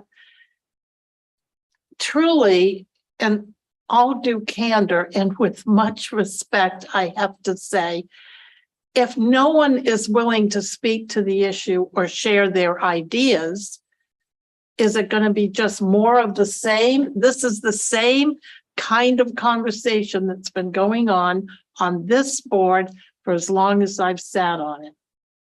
Too many people just remain silent. Mr. Chair. Commissioner Flowers, you're recognized. I think some of the newer members may be silent because they don't know a whole lot about the issue to feel like they can comment on what's being asked. So I don't think they're silent because they're not interested or don't have something they want to say. You know, they've just not been a part of, you know, they may not be knowledgeable in all of the previous discussions and the extent to which this has been a concern for some time. Henceforth, another reason why I was saying, I think TBARTA we need to have our mindset before we start meeting with other people. I just don't want to go into a workshop with other entities and have questions asked of me that I can't answer and say, I don't have an answer. We have to go back and talk about that. I don't have an answer. I'd rather have something where we could have a real fruitful dialogue and conversation with those other partners so that, yeah, when they're expressing their ideas or suggestions or whatever, we can have that conversation. Secretary Gwynn brought up points that I was going to bring up, but he got a chance to speak before us, which was, you know, the process. If we unwind TBARTA, if we merge with someone, how does that look? How does it look if we unwind contracts we currently have in place with certain funding sources? How does it look like unwinding the lease that we just signed with someone? You know, so I just think it's a lot of questions that maybe we need to have answers for as leaders of this board. And, you know, I didn't say it before, but again, I think maybe some of the newer members just may not be as astute in the conversation, and not that they don't have anything to say. It's just that they're trying to feel their feet and get their feet in the way. I'm supportive of having dialogue and discussion. I think TBARTA is an organization that is needed. It is unfortunate that, you know, we've made it through all of the committees and appropriation committees and we get vetoed from the governor's office. That is really unfortunate because in one vein, in Tallahassee, especially through when my cousin Jamal Sowell worked there and worked with the enterprise piece, we're always talking about, you know, bringing businesses and corporations into the state of Florida. And they talk about how important transportation is, because when you have those companies come, one of the things they want to know is about your schools, housing, definitely, and then transportation. But we keep getting mixed on the transportation end. I agree with Commissioner Holcomb. We need to step it up and make sure that we have those projects that we complete. We need to have those as exhibit A, B, C, and D, so that we could say we met, this is what we did, this is what we accomplished, and this is what we're working towards. Here's our timeline. So I agree with that. People want to see what their dollars are going to and that the fruition happens. But I have no problem with meeting with other groups. I have no problem with making the best use of our resources. I just think that the board, we should have our conversation together before we sit down and want to have dialogue with other people about what their thoughts are. Mr. Chair, for a question. Commissioner Long, you're recognized. Well, I'm seeing our state advocate over here, and he has, I think, chatted with everyone, and maybe would it be appropriate to ask him? I've not had a conversation with him. So, yeah. With Ron? With Ron, I've not had a conversation with Ron Price about this. Sorry, thought you would That's talk okay. to the board. Before the chair before I recognize you, Ron, give me half a second. I'm gonna Okay. I stand present corrected. some thoughts of my own. So I don't see how TBARTA can visit with any entity until TBARTA understands the entity it is.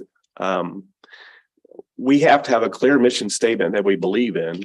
I look at this table, and from little tiny Brooksville, some pretty heavy hitters sitting here. We could probably make regional decisions for Tampa Bay. And I think the only thing we're lacking is the spirit of cooperation.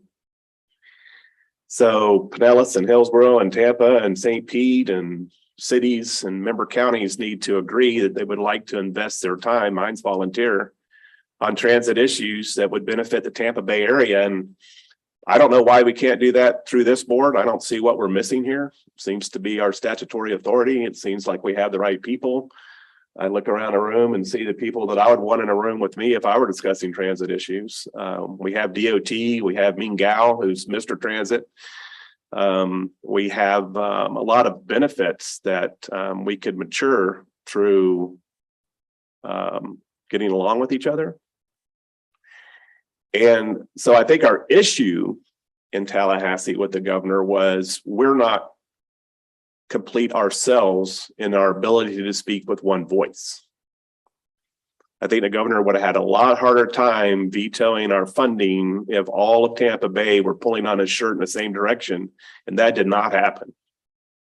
I'm close friends with Wilton. We kind of went up there and understood how the lay of the land was.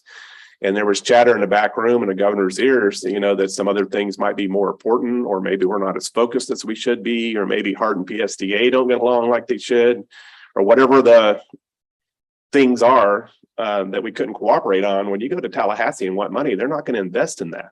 They're just not going to do it.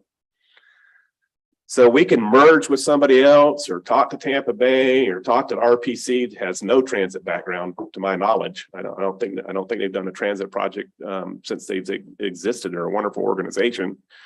You know, they're studying climate change and sea rise and regional issues that are very important to Tampa Bay, but those don't include transit. So before we wandered into some room to speak with another entity about what we'd like to accomplish, I like to challenge this board to get there first. If we can't get there, I don't know what we're meeting for. So from the chair's perspective, as a volunteer on the board, I don't have another board to report to. I'm not a commissioner. I don't have other elected officials sitting with me, you know, once a week to discuss regional issues. But as the governor's appointee, I volunteered to participate on this board because I thought it could make a difference on regional transit projects. So we have to ask that question of ourselves. If we can get it together to where we agree and speak in one voice, I think we go back. I mean, Ron's going to disagree with me, but I all over the state, the governor disappointed people. And we have a very important project in Hernando County he vetoed also. It's our only east-west collector road. We all convened right after he vetoed it, very disappointed. And you know what we decided to do? We're going right back at him again for money. So, I mean, we need the project and Tampa Bay needs the transit. And sometimes the governor gets it, sometimes he doesn't. But if we're going to collapse every time he vetoes a project, I don't think we had the backbone to go back at him again, and we probably shouldn't. But if we're going to speak collectively together, I think Tampa Bay could put a dent in his armor, and he might want to fund some of our very important projects. And I personally am not going to back away from that challenge until my term's up and I'm no longer here to visit with y'all. But as long as I'm sitting on a board and we're active, I think we should stay focused on our mission and try to accomplish it. Thank you. Jim Holton. Jim, you're recognized. Yeah, Chair, thank you. And I appreciate that very much. And I concur with what you say. I think that I would add to that, going back to your first point, we need to really decide who we are, because a lot of people on the board go in different directions. And it would be remiss to say that the priorities of Hillsborough County aren't always aligned with those of Pasco or Pinellas County. And there is an inherent conflict in that. And I think we have to recognize that and embrace that. So part and parcel of this existential discussion on who we are is our composition too. And I think we need to ask all the constituent members of this group, do they really want to be a part of TBARTA in terms of moving projects in this direction, or alternatively, would they rather go their own way? And I think that's a preliminary question, because over the course of my chair prior to yours, there was divisiveness in terms of who wants what. And there's nothing wrong with that. You know, one county or one region may want a rail line, another may want a BRT. We have some commonality and interest, but I think we need to have an honest discussion amongst ourselves, what those priorities are, how we can work together, and then how we can't work apart. Because what I heard from Tallahassee is similar to what you heard. And again, it goes back to the concept of one voice. When you have members from the Tampa or Hillsborough delegation saying different things about regional priorities and transportation, and you have Pinellas County saying something different, you know, the legislators listen to both sides, as does the governor's office, and they want to know, hey, are you together on this? Are we going to fund this or that? So there's an inherent conflict in the way we are set up as an organization, you know, to kind of merge those things. So we need to focus on who wants to be in, who doesn't want to be in, And assuming people do want to be in, where's the circle that we have a joint effort and where are we competing? So I think to that point, we do need this internal kind of visioning session, a lot of existential questions, who we are, what we want to do. And honestly, if someone doesn't want to be in to the organization, then maybe they want to consider not being in or leaving or saying we're only in to this extent to discuss this limited topic. And I think we have to face that issue because that ultimately is what I think Tallahassee is looking at, because they don't see this one voice again that David mentioned. They see multiple voices, each whispering different things in their ear. And if we ask them to arbitrate our funding, we're going to get less money. Commissioner, you're recognized. Thank you. Good morning, everyone. And I sit here with my arms crossed because I don't know if I'm the only one, but I'm freezing. So don't misinterpret my arms being crossed as an adversarial reflection of what is being discussed here today. I sit here as a St. Petersburg City Council in for Mayor Ken Welch. And me understanding my role today, I did ask him coming into this meeting, what is your insight in regards to the city of St. Petersburg's participation with TBARTA? And the two things that I walked away from that conversation is what is our intent and what is the impact? And I think those are two powerful words that I've heard spoken here today, because one who loves to be efficient with time, agree that we need to have information, but we definitely need to have a workshop, because based on what Secretary Quinn said, I learned something new today about the authority that TBARTA has that RPC doesn't. And so in receiving the information as to what we have available to us, I totally agree. And I had this conversation with Mr. Green. Let's find out who's on board. Who wants to actually sit to the table? How do we solidify projects that we would like to participate in and see cross the finish line? Is regional transportation needed? Absolutely. But can we make players play that don't want to? Absolutely not. So my 2 cents is to say, I would love to get the additional information that would make it pertinent for us to make effective decisions as to, number one, the makeup, the intent, the impact, moving forward as TBARTA. I'm big on collaborations. I've always preached collaborations, because what one can't do, someone else can. Does that mean we don't do it? No, you partner and you move forward. So I definitely agree with that concept. But as we would say on council, have committee meeting on the dais. We're having a committee meeting today versus having the information presented to us, and we're actually having the workshop so that we get a better understanding as to what our options are. So Commissioner Long, thank you for bringing the point, because had you not brought it up, the discussion wouldn't have been had. So we needed to have this discussion, and I would love to see the city of St. Petersburg continue to participate in something that is so vital to all of us. Whether Hillsborough chooses to participate, let's access what they are willing to do, because at some point regional transportation is going to happen. And when we look at funding from administrations, just my experience being on council, things I couldn't get put through on previous administrations, I'm getting full support in this administration. So a lot of times it's not the perception of need or value, it's all about priorities for whoever is wherever and whoever is making those decisions. And I totally agree with Chair. Once we speak with one voice, you're stronger. You know, you definitely are able to move that needle. So again, my silence was because I'm learning, and thank you, Commissioner Flowers, for that.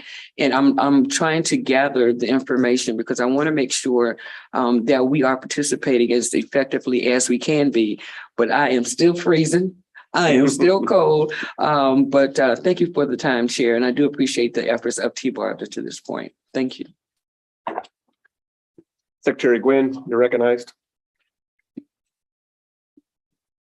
It just real briefly, but we talked a little bit earlier about in the policy meeting about perhaps some of the statutory things we need to look into if we're looking at certain options. But going back, if you look back, one of the real challenges that we face is we're regional in terms of coming up with regional projects, but we rely on the local agencies to provide the funding to ultimately operate, maintain, and in part build the system.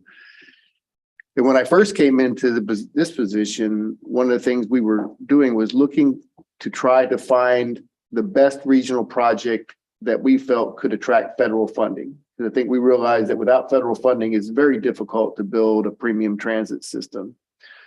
And we do have limited amounts of local funding available, so we couldn't necessarily look at the most expensive multi-billion-dollar projects, but we tried to find a project that we could coalesce around as a starter project and that all the local agencies could perhaps be a partner in, because federal transit is not going to support a project if all of the local agencies don't commit to supporting and funding the project. But it's also where you'll put 25 cents in on the dollar as opposed to putting in 50 or even more percent, depending on our partnership. And so it kind of fell apart when we realized we couldn't afford. At some of the projects we were looking at was commuter rail, light rail, other things. The cost per rider and the federal transit criteria, we just didn't see those as being projects that would be our first project that we could get federal funds for.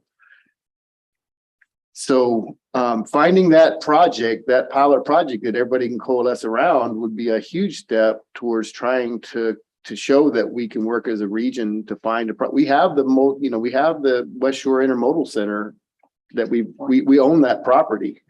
We're not doing anything with it right now because we don't know what kind of transit's going to be looking to use it. We don't have the transit system that's going to, is it going to be light rail that comes in there? Is it going to be bus rapid transit? Is it going to be something else? And so if we can find a way, to get back to where we can find that catalyst project that we can all get around to be a starter project, it will give us the opportunity to show that we can actually do something as a region. I would certainly offer up our staff. You mentioned Ming, but we also have a staff in our central office, strategic development, that is looking much harder at regional transit throughout the whole state now, to participate in helping in the planning efforts. We're certainly not going to be an operator, but we can provide funding for operations like we did on Sunrail for a certain period of time to get the project up and running. But none of that will happen unless we get all of the agencies along the route to say we're willing to participate in providing some of the startup costs. And we're also willing, once the state was to fulfill their obligation on any startup operations that we would provide, to take it over and operate it through interlocal agreements and those sorts of things. So maybe finding that catalyst project would help us to really be able to rally around something, as opposed to just saying we want to work together. I agree. Thank you, Secretary Gwynn. Other comments? Board members? So along those lines, if we can just reflect for a second before I move to the next agenda item. I think from the statutory authority that we received, the right people are in the room. So I don't know how you could look at Tampa Bay and look at this table and think you don't have the people that you need in the room to make these kinds of decisions. So our challenge is, and I'd like Secretary Gwynn's perspective, to find a project that we can support, promote, create, and then get funded so that we have something to reflect back on as an accomplishment that we can push to Tallahassee. When they see us moving in the same direction together, we will get a different welcome mat in Tallahassee than we've gotten in the past few years, because those little silent conversations that Jim had mentioned earlier happen all the time. One group is leaving a room as another group is coming in the room. And if they hear from the first group, I need A, B, C done, and the second one comes in and says, well, I really like D, E, F better, and you want Tallahassee to arbitrate the solution for you for funding, you've killed it before you got started. So I like the discussion today, and I hope we can build on it. If there's nothing else from the policy committee perspective, I'm going to move to the next agenda item. Well, I mean, what are we going to do? Are we going to have a workshop? Are we going to have information before a workshop? I think we need to have. I would challenge our staff to work with Secretary Gwynn, see if we can get some sort of project agenda that makes some sense for topic. And then I think we should have a workshop and decide who we are. Are we going to press forward together? We're going to break up. We're going to go in different directions. I just see no benefit whatsoever running to another large group of folks made up mostly of some of the same people sitting here before we have an understanding of who we are and what we want to accomplish. So that would be my thoughts. So you're saying a workshop before we ask the partnership to I'd like to take explore. up the offer of. I would. Well, Mr. Chair, Yes, Commissioner Long, you're recognized. is it possible just for a couple seconds to revisit asking Mr. Pierce what he might Yes, have oh, I'm to sorry. add to I the didn't- conversation? Ron, I completely forgot about you after I went on my soapbox.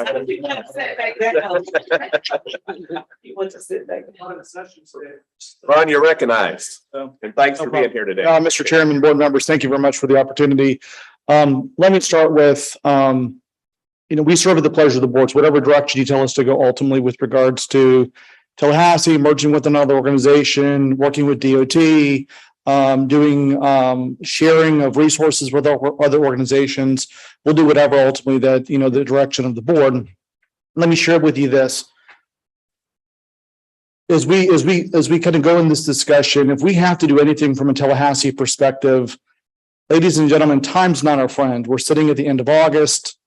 You have to give us direction pretty quickly of what you may or may not need us to do in Tallahassee, because the election's right around the corner. We're going to blink. That's going to happen. If we don't have an agenda in place by January, committee week start in January, we're going to miss the opportunity to do anything in Tallahassee this year. And maybe you all will say we don't need to do anything in Tallahassee this year, but depending on what direction we go as an organization, you have to answer the question, what is our mission? I've sat through a number of board meetings in this room, and I'm not sure I can go to Tallahassee and give a very clear description of why we're relevant as an agency in Tallahassee until we have a clear understanding as a board, what is our mission? Is our mission planning? Is our mission going to be operating, whatever that may be? Because those are two totally different things. So until we kind of figure that, I agree with you, Mr. Chairman, we need to kind of figure out who we are as an organization moving forward. Because once you do that, that will answer some very important questions. Number one is, do we need to do a thing to our Enabling Act? I agree with Commissioner Long. It's very difficult, and sometimes it can be challenging to opening up the Enabling Act. But if there's things that we can do to redefine us as an organization, we may want to do that. Is there funding opportunities? Because whatever direction we go as an organization, the one thing I took away from the Finance Committee meeting this morning, we talked about a lot of very important things. The biggest thing, ladies and gentlemen, I took was we had a forecast that basically said if we do business as usual, we're going to last for 2 years. And I know the chairman just said is we can't do business as usual. So we need to figure out, if we're not going to do business as usual, what is that going to look like? And more importantly is, how do we galvanize not only the board of directors, but the business community, if that's the Tampa Bay Partnership, if it's working with DOT, whoever that may be, on figuring out what that's going to look like? Because here's some important questions we're going to have to ask. Number one, who is the organization? Number two, how are we going to fund ourselves? That the state, is that going to be shared resources working with other organizations? Then I think number three ultimately is, and that's going back and looking at our Enabling Act, is, are all those things that we want to do? Mr. Chairman, I agree 100%, by the way. We should go out and try to find a project that we can, if it's BRT or something else, that we can rally around and we can support and we can ultimately deliver as an organization. I will also tell you that's going to take longer than 2 years. We're not going to find a project, Mr. Secretary, in 2 years that is going to pop out of the ground and we can start operating, making dollars off of. So how in that time frame, how do we bridge the gap between us as an organization having the opportunity to operate, if that's the direction we want to go as a board, how do we bridge that gap in the short term of finding resources to make sure that we have the opportunity to be successful? Again, I serve at the pleasure of this board. So whatever direction that you give us as a lobbying firm to work, if it's locally, if it's working with other organizations, if it's going to Tallahassee and either getting resources or changing the Enabling Act, we'll work with you on doing that. But again, time's not our friend. We're at the end of August, sessions in January. So if we're going to have a workshop, hopefully some of the outcomes of the workshop can give us maybe some beginning direction on bringing back, hopefully some type of a legislative plan back to you, because we need to have something probably back to the board for approval. I would say November at the latest to have us the ability to, hit the ground running in December and January in Tallahassee to make sure we position you to have success with the legislature. I'd be glad to answer any questions. Thank you, Ron. Questions? Jim, you're recognized. Yeah, thank you for that, Ron. I'm more of a comment than a question. I think again, to the chair's point, we have to get back to that first voice before we go back to Tallahassee and ask for money. Because the same thing is going to happen over again. We go up there somewhat disheveled and without a clear mission, and this group wants to go this way, this group wants to go that way. And again, they're going to hear all those same things over and over again because they're different priorities for transportation and transit. I think we have to make that decision here first, and I would encourage us to defer asking for an appropriations until that's done. And that might be punting this year in terms of a dollar ask. I don't know how the rest of the board feels about that, but I think we're barking up the same wrong tree again if we go in there the way we are now and simply ask for more money without a real question asked of who we are and are we speaking with one voice. Who is next? Commissioner Holcomb, you're recognized. Yeah, I don't have a question for Ron, but just from the logistics of why don't we just put the workshop at the end of the next meeting or have it during the meeting, just to have a discussion or, because having more meetings is more trouble and harder for people to get to and maybe decreases participation. So if we just include it in the next meeting and maybe staff can give us, some history of projects that are, been contemplated or maybe some that aren't, that are good ideas. And we can hash through those and other things at that meeting. Mr. Chair. Commissioner. Sorry, I forgot about the lights. Yeah, I'll get to you, Janet. Yeah, no Commissioner problem. Starkey, you're recognized. I have a challenge with the next meeting. I don't know if anyone else is going to the FAC Innovation meeting. I think 3 of us are there. And we have a board meeting that morning. So I think we need to look at the date, but I just want to go back a little bit and remind y'all, it's kind of the reason why I kind of pushed us in that direction, and is to make our financial contributions in a contract, because to me that puts your intention on the table. And I will say here again, Pasco County is very committed to a regional transportation council and a plan, because I checked yesterday, we have 80 MPUDs in the works. We are growing like crazy. My community is getting frustrated with transportation, and I can't even imagine what it's going to look like in 10 years without some kind of plan in operation. So we don't really have the luxury to sit here, in my opinion, at this council and talk about it and not do something. Amen. They're going to look back at us and say, what the heck were you doing? What kind of representation do we have when you can't get together in one voice and come up with a solution? And so I'll reiterate, we're ready to pay our contribution. We're ready to work together and speak in one voice. And whether it's with TBARTA alone, a planning council or a standalone, unless we have all the players willing to work together, I don't know, it's just so frustrating, but we stand ready to help and participate. So Commissioner Long, you're recognized. Well, I don't want to be repetitive, but it's hard not to be. I agree with everything that Commissioner Starkey just said, and I listened very carefully to the words from Ron Pierce. And there's 3 of us that are going to be at FAC. We've been here this morning since 9 o'clock, and we're still talking, and we still haven't heard from our Hillsborough partner. And that's been the hang up, no offense, Commissioner, since we started on this board. And so, it is very difficult to continue to be supportive and gung-ho and all about TBARTA when no offense, Mr. Chair, but the governor vetoed our appropriation. And yet we had no action item for us to have a meeting at the very next meeting that was scheduled.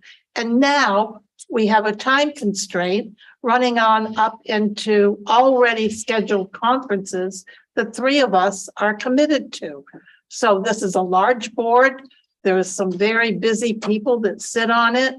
Our schedules are packed. It's hard to change them around due to other commitments. And, you know, we can have a workshop all day long, but how long are we going to keep on talking before we decide, hey, we've got to engage with partners that can take the whatever out of the air so that we can make solid decisions. We're all smart people or we wouldn't be sitting here. But we've been talking and talking and talking for as long as I've been on this board. And, you know, it's very frustrating. I agree with Commissioner Starkey. So what are we going to do? I mean, his hands are tied until we make a decision. Bavitra has offered her services. I don't care. I mean, if we don't want to meet with the Regional Planning Council people, we probably need an intervention with some person like the Tampa Bay Partnership. I think to just get us on a roadmap. We had a roadmap. Secretary Gwynn and his people worked diligently, Brian, everybody on our, you know, catalyst project to get us started with the 41-mile.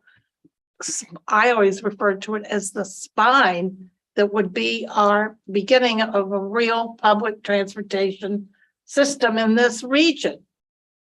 Are we there? We did get the money from the feds for the beginning of the spine, but we keep getting stuck because our Hillsborough people want to, you know, change their plans in the middle of the whole plan that we all bought into at one point along the way, I might add. So, you know, I don't know, maybe we just go north and south and take care of Pasco and Manatee.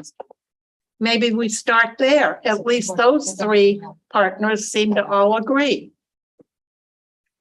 Okay, I'm done. Thank you. Commissioner Long, I've known you long enough to know you're not done. But I do appreciate the input. Thank you. Commissioner Kemp, you're recognized. Thank you. Is this working? I guess it is. Just a couple things. I'll just say, I was listening to the policy committee and I heard, where's Hillsborough? Where's Hillsborough? But I had tried to be on that policy committee before and was told that I wasn't needed on it, by the way. So that was at one point. And this chair, prior chair. Prior, but also it wasn't, my voice wasn't appreciated on there as part of the conversation. And I think that's been true. And I've really been representing what I feel the constituency in Hillsborough was very invested in. And I don't think that you can be told by others where your spine should be and where you should invest $400 million in your operational money when you're desperately short of funds for your local transit agency. That's what I've maintained all along. I think it's, if you want to have a regional transit planning a convener like TBARTA, I do think, that is probably the regional or the regional planning agency. It could somehow, I don't know how, be there. I don't think that TBARTA should be an operator in any case. I mean, the idea that we would pay them to take away and privatize our operations or bring it back to us to pay us, that is not a model that has worked anywhere. It is not the model that works in South Florida, no matter what anyone says. It's their local transit agencies. We have 3 starving local transit agencies here, 3 starving ones. Why in the world are we starting a 4th one? I mean, it doesn't make, that part of the model made no sense at all in my mind. And then it was always that this would bring us money, but instead, it hasn't. We've been paying money. paying of our very precious resources in Hillsborough County to be part of this. It's never done that. And the final product that was brought out was, again, something that would take money from desperately needed transit in Hillsborough County, or I don't know, county money. I'm not sure whatever the model was, but it didn't work in any way. And I should remind this model, which I really thought was, I mean, I don't want to go into all the reasons about it, but I mean, one thing was even TBARTA's own projections were that there would be utterly zero riders, zero, that would take this from Wesley Chapel to St. Pete. That was the ridership model that we were presented with, because it doesn't make any sense as a one-seat ride. And, you know, I said that over and over again, but I think to have, you know, if TBARTA wants to continue as part of a planning entity, it should be out of operations. I think it would be good for the partnership to, as was said, kind of maybe do an intervention here and try to convene as what could be some possibilities. I do think that the operational part of it, to me, has never, you know, made any sense. And I think if they're doing planning, it's gotta be, if they want to do a regional plan, it's got to be that, you know, it's done because HART, the transit agency in Hillsborough County, as it goes through Hillsborough County, is, you know, the planner that it's done with, that HART is in agreement with it as a priority and need and spine and whatever else. And we've got a lot of really great projects that I hope we can happen in HART that will serve the region. We already are serving, by the way, Pasco, and it's totally on our dime, as I understand it, those trips, even though it's all, the origin is in Pasco. And we've got also regional, the 100 LX or X and the 300X from Pinellas to Hillsborough, which we never seem to ever focus on or understand. So that is being done already. There is transit between Hillsborough and Pasco that's being done already.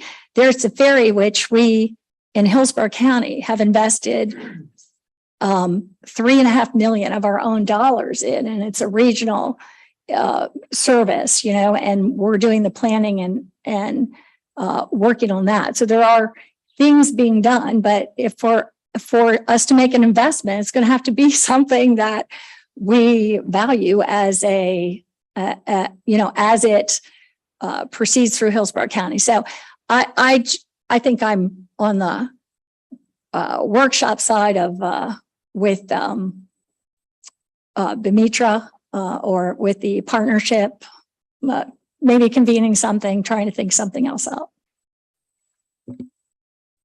Thank you, Commissioner Kemp, for your comments. Any further comments related to this very important topic?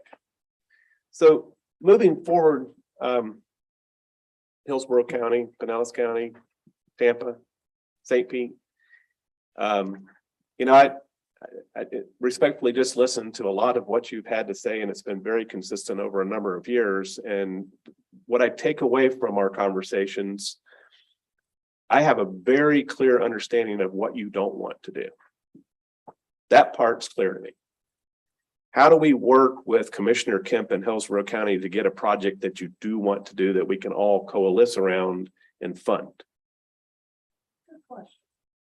Well, I think you're recognized. I think I just addressed that just now as well, because I said if you have a planning, a regional planning plan that you want for transit, you could come to Hillsborough County as you want it to go through Hillsborough County. Actually, you should do that with any place. I mean, can you imagine them coming to you and saying they want, for instance, in Pinellas or Pasco, a route that you don't even want, and saying, we want you to do this and pay for it, and we want this, and we want your resources? That doesn't make any sense at all. I mean, if they're going to pay for it, okay, but if the state's just going to put money into it, which I've also said, and I've said it to Secretary Gwen several times, if they just want to build it and operate it, okay, but don't ask for our resources without our being part of the plan, which we haven't been.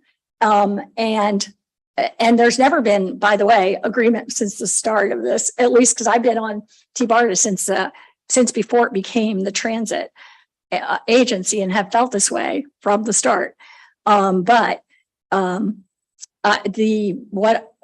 it was part of the regional transit, regional planning agency, and it wanted to put forward some plans, then to work with if it had a plan, you need to work with the local agency to make sure if they're going to fund it, that, it has to be something that they can, that they want, desire, works in their system. And as their representative on our board, you'd be willing to facilitate those types of discussions so we can have that type of feedback in a meaningful level for projects we might want to move forward with regionally? Yeah. No, I'm saying if we're going to, I'm challenging our thought process to be what project can we support? Like I said, I've got a pretty clear definition from the board members over the years about what we don't like and what we might not like to do. Can't fund that.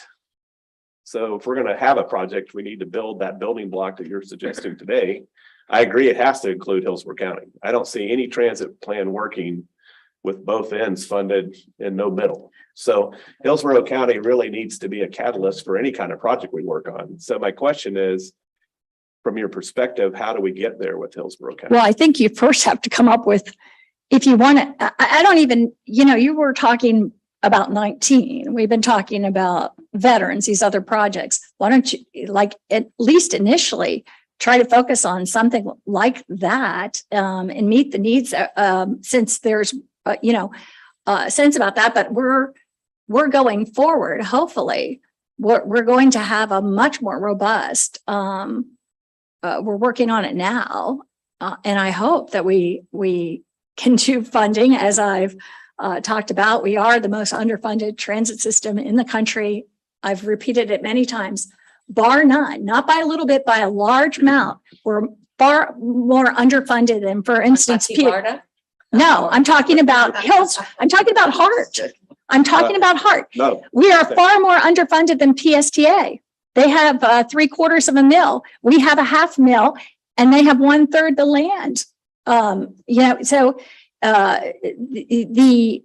we are massively underfunded. If you all remember that Time said Sheboygan, Wisconsin, but they merged the two systems. We are far more underfunded than any system in the nation. It is a desperate need. So to try to have something imposed on us, which really doesn't even have good ridership and has massive amounts of money. So I think the better thing for TBARTA to do would be to start on some of these, desired, smaller projects. It doesn't always have to involve, I think with Hillsborough, it's just going to have to come out of Hillsborough. But if there's something you want to there, work with Hart, that's where it gets worked on. It started there. That's where I imagine. Thank you, Commissioner. I'm sorry. Who? Oh, Councilman, you're recognized. I'm sorry. Oh, I see your light now. I got you. Thank you. I'm new here. Councilperson, actually. Yes, thank you. So, and I'll be honest, I haven't talked to administration staff about this too much, and I will do that before the workshop to get a real feel for what we are looking for. But I generally do agree with Commissioner Kemp that you can't just shove things down Hillsborough's throat, even though we see a need. We can't afford it. We simply can't, even though we are the regional center. We're going to expect, we're going to need a lot more money from other areas. There is no way, there is no appetite, there is no desire in the city of Tampa to expand the interstate. We are not going to expand lanes. If you want to put bus rapid transit, you're going to have to work with the area you already have. And that means reducing lanes for cars. And I am A-okay with that. I think that's fabulous. If you want to take it down to 2 lanes and have the bus rapid transit down the center, awesome. But here's the thing. No one has shown the city that people are going to use this. There is, and I've had this discussion before, and I look at other areas, Miami, I mean, people aren't using it. So that's our big concern, is if we build this, again, I'm happy to try it with closing down a lane on the interstate and giving it a go and making traffic so horrendous that the only way you can get downtown is to take mass transit. That's fine with me. If you want to paint a stripe down the right-hand lane and make that bus only, rock on. I'll do it. And you'll get my full-throated support. And I don't think I'll have a problem with the city supporting that as well. But we are not, we don't have the money. We're working incredibly hard. I just had a wonderful meeting last night with FDOT and Tampa Heights, which is the community that is most directly impacted by the downtown interchange. They have worked tremendously to minimize that footprint, and FDOT has been a good partner in that. And they're giving $140 million of extra work that's going to help us have some Hearts bus rapid transit system. And we are thankful for that. And so I agree with Commissioner Kemp in that we are trying to create the backbone in our own community first. I'm not against doing projects, but we are absolutely not. We're not willing to expand more and impact our communities more than it's already been. Our core community has been very clear that they don't want any more lanes. So how do we work with what we have? I'm absolutely happy. Let's come up with some ideas of how we can work in the area we have. Again, my thing, shut down a lane, make it bus rapid transit only, and let's rock it. Commissioner Gwynn, what did that cross section look like in that area she's speaking about? Just Yeah, for the board's, benefit. Well, so, and Councilwoman, I understand it is confusing at times how it would work. The thought was we would use express lanes where the express lanes are going to exist, which are primarily going to be from downtown St. Pete up to downtown Tampa. And so there would be no additional lanes through there. It would be using the express lanes. Then there would be a portion where we'd actually go off the interstate around the downtown interchange area and use some local roads. And at some point it would come back onto 275 and utilize shoulders, the shoulders of the road, as opposed to a new lane for the bus. It would more or less be shoulders. Part of the reason that was considered was we were having a really hard time finding a project that would qualify for federal funds because of the amount of local money we'd have to come up with. And so we wanted to try to leverage highway funds as much as possible, because that wouldn't go into the cost per rider, which is one of the criteria that they look at. They want it to be, I think it's still being around $10 a rider. If you put the cost and divide it by the number of riders, it's more than $10. FTA looks at that and they're not as attractive as one that's below. But if we could take some of the costs out of the transit project and just cover it with highway dollars, then that was where we saw the potential to get it below $10. And was it ever a perfect project? No, we never claimed it was a perfect project or the best project you could come up with. It was trying to find one that would qualify for federal funds that would be a good starter catalyst project for transit. So, but it was never an intent to add an additional lane just for that project. You're recognized. And I agree. And actually, that's one of the things that we are, that I'm actually very excited to see how it works between downtown St. Pete and downtown Tampa, because that, from my understanding, is not expanding the interstate or footprint in any way. And I think that will be a good catalyst to see. But again, I mean, I don't know why we can't just try. I would love to study the feasibility of just paint is cheap. That's what we're learning in the city of Tampa. And like, how could we make that happen? How could we just have a few stops, you know, build a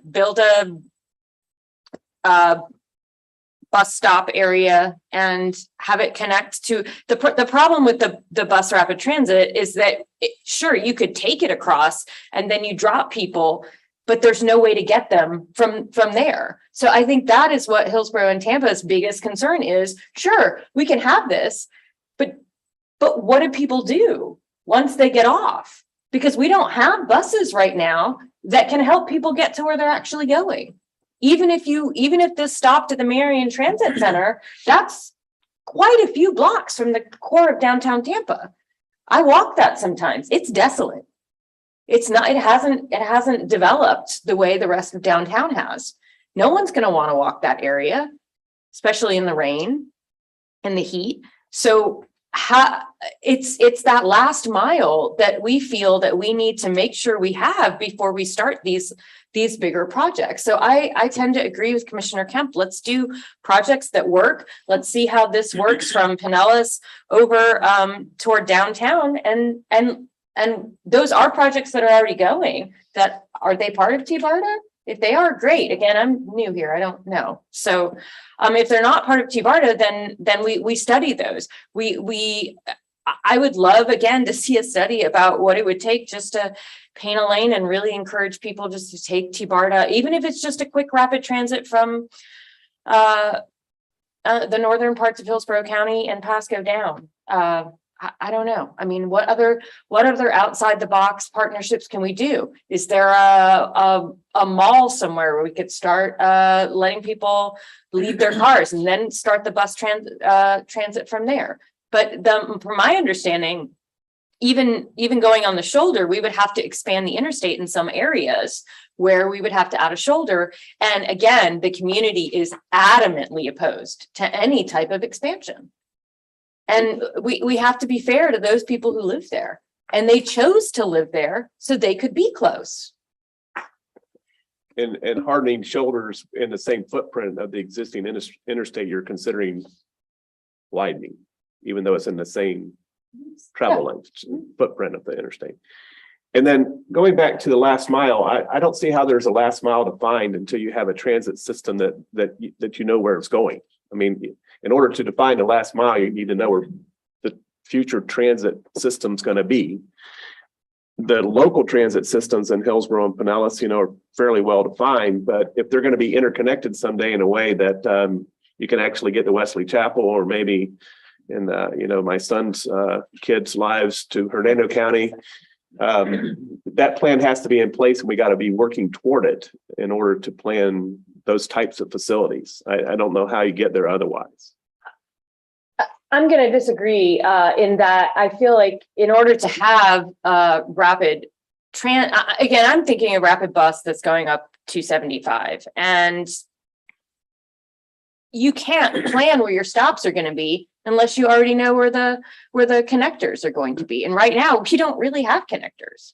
We just don't. The Hart's transit system is so underfunded. We have the fewest possible routes. I take the bus all the time. Does anybody else in here take the bus all the time? I take the bus to work on a regular basis. I know our bus system. It's bad. Even for me, who has a pretty simple commute. And how many years has it been bad? Oh, since before I moved to Tampa. As long as I can remember. So yeah, the question is, if there's a interconnected system. So I would say most of the citizens in Tampa Bay would prefer to get on a transit system, and they probably don't care what the name of it is. That's right. They want to get their mobile phone, hop on a transit system, and actually be able to go somewhere unimpeded. And I don't think they walk in and go, man, today I want to ride Hart, or I'm out to ride PSTA today, or, I don't want it named something else. The question is, does the public want a regionally connected transit system that works uniformly for the public we serve, so that you can get from Wesley Chapel to St. Pete? So and the only way that ever happens is if we study it regionally, not not small project by small project. And then I do believe if we ever figure out how to work together, HART, PSTA, Tampa, Hillsborough, all of our member counties, Tallahassee will look at funding our systems in a way that makes those difficult issues y'all are dealing with better in the future. I mean, and you only have to look at the past to see what we've been doing. It's not working. I asked, sorry. I'm sorry. Yes, the chairman is off base right now, so I'm gonna recognize Commissioner Starkey, and I'll come back to you, councilperson. So I appreciate your discussion about the interior issues that you have in Hillsborough. And those are great for your MPO meetings about Hillsborough transportation. But the mission of this board is regional. And so I feel we all have responsibility within our own boards to discuss inner workings of how our residents will move around within our counties. But the mission of this board is regional. How do we move people from one county to another? So, and also, if you say, well, I have money, how am I going to spend it? That's not reality in my world. The way we work and the way I've always seen it work, I think, is that you have a plan and then you work to figure out how you're going to fund it. So if you want to have the money first and then figure out a plan, I've never seen that work. Yeah, you got to have a plan and then let's go get the money. And I've heard some things here, like saying that no one's going to ride this bus. That's not what I saw when I saw that plan and the numbers. And frankly, that was, I don't know, how long ago did we see those numbers? 5 years ago, 4 years ago? And I can't tell you how many people have moved in my county since. And they're coming to your county. Yeah. So I would say those numbers have probably greatly increased. And I know from having 4 children in it, that they like the idea of regional transit. And it's for the future generation that we're talking about, really. It's not us, but for the future. But talk about your inner problems at your board, but come here to this board with the mindset to solve the regional issues. That's my recommendation. I think the chair has gone somewhat off the reservation, and I didn't mean to get too back and forth without the benefit of all the commissioners and folks that now have blinking lights. So I'm going to go back to decorum, and I'll recognize Commissioner Flowers next. Thank you, Mr. Chair. I was just going to say that the dialogue that we're having right now, that's what we need to be having in the workshop, so we can really have time to talk about it and flush it out. I heard you specifically ask the question, give us a project we can get behind, not continue to give us the repertoire of why not. Give us the project that we can get behind. So when we have our workshop, I would love to hear a project. It's not for me to go out and get it for you. Bring that. Any of us, bring a project to that workshop that we can get behind, that you feel we can go ahead and get funded and move forward with. So I would suggest that we move this along. Those of us that have things that we would like to have discussed at the workshop, share that with staff so it can be agendized, so it's there. If you have any backup materials, please provide that to staff so staff can get that to us prior to that workshop, so that we can all come prepared and know what others are thinking and saying, because I like the conversation, but this is the conversation we should be having in that workshop, which was why I supported the workshop in the first place. I would not have wanted to get in front of other planning groups and have this kind of conversation. So thank you, Mr. Chair. I did not see how the lights came on. So as a courtesy to y'all, I'm going to start with David, and then I'm going to work my way that way. You're recognized. Okay, thank you. I heard a lot of great comments this morning, great suggestions, and I heard a conflict also, which is with our next board meeting date on September 16th. So I was going to suggest that we work with the Tampa Bay Partnership to convene a workshop for our next board meeting. And I propose September 9th, which is the Friday prior to our originally scheduled date. Okay. If everybody is able to check their calendars now for the sake of efficiency, so we can agree on a date while we're all here. Is the partnership open that day? I'm good. I'm good. What day we say the ninth? The ninth. September 9th. Friday, September 9th. I'm supposed to be a part of a COC Board of Directors meeting, but I will skip that meeting to come here. Yeah, I'm gonna. Then you have to check with the partnership for confirmation, but it I'll sounds check like with you the have partnership. consensus. I'll check with venue. How long do we want this meeting scheduled? 9 to 12, I think, 9 to 12. If this is any consensus today on how quickly, yeah, or Yeah, we're. Like 10 to 2? 10 to 2 with lunch? I'm open all days. The only thing I'm gonna say, please forgive me, my brother-in-law's wake is that day. So if you do it till 2, I'm gonna be leaving early because I need to get home and get situated for that. Watson Haynes wake is that day. Are you just connected to everybody? He married my sister. And then I will tell you, my brother passed yesterday. In Fairburn, Georgia. I got that call while I was meeting with Urban League staff. So I will make myself available. I'm just asking if it could please be earlier than 10 to 2. I could make probably 10 to 12, but I would have to leave.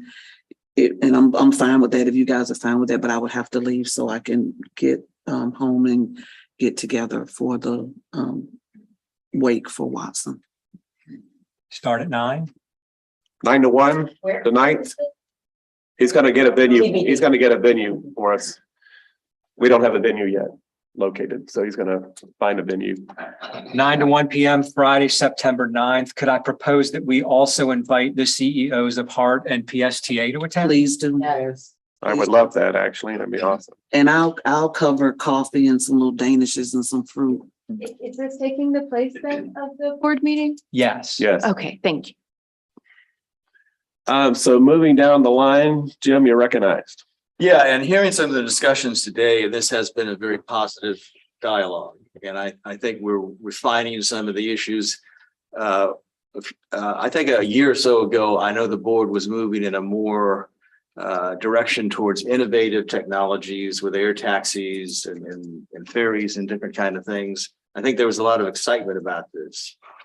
The inherent problem that we have had all along, from my perspective, with a project based on an interstate highway, is that really the best organization to deal with the interstate highway is the DOT.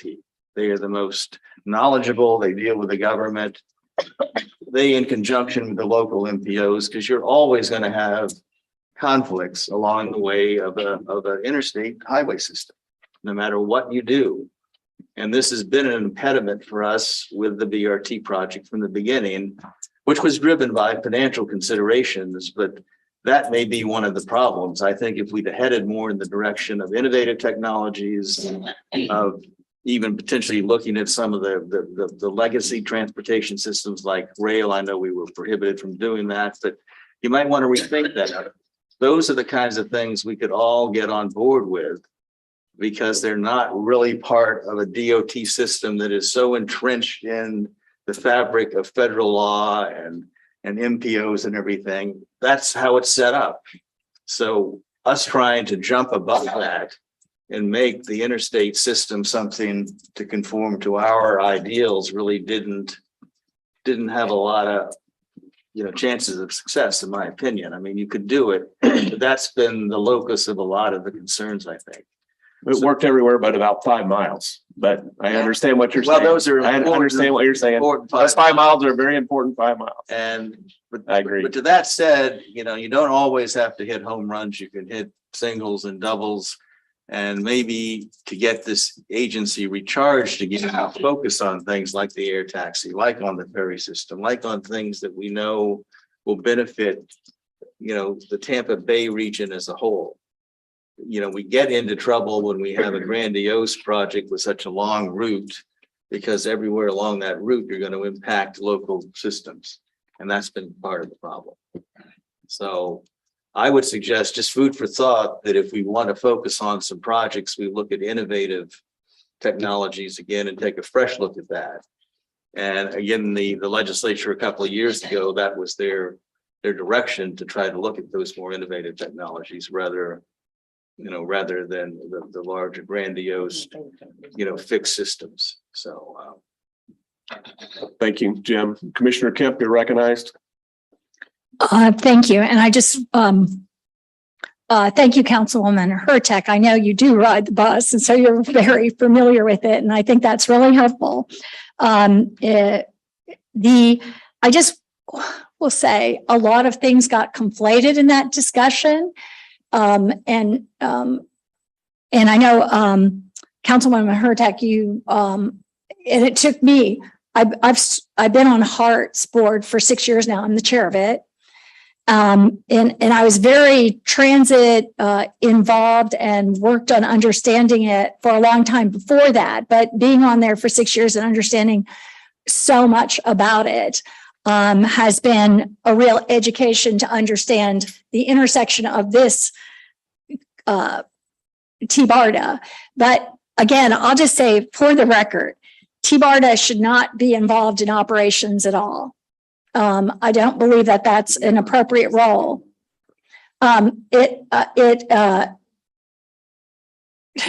don't recall saying we were. I don't recall that either. I don't know where you're getting that from. No, I'm just, the conversation is looking at them standing up a system of some sort. I'm just saying that that's where I'm coming from as opposed to planning, as opposed to operations.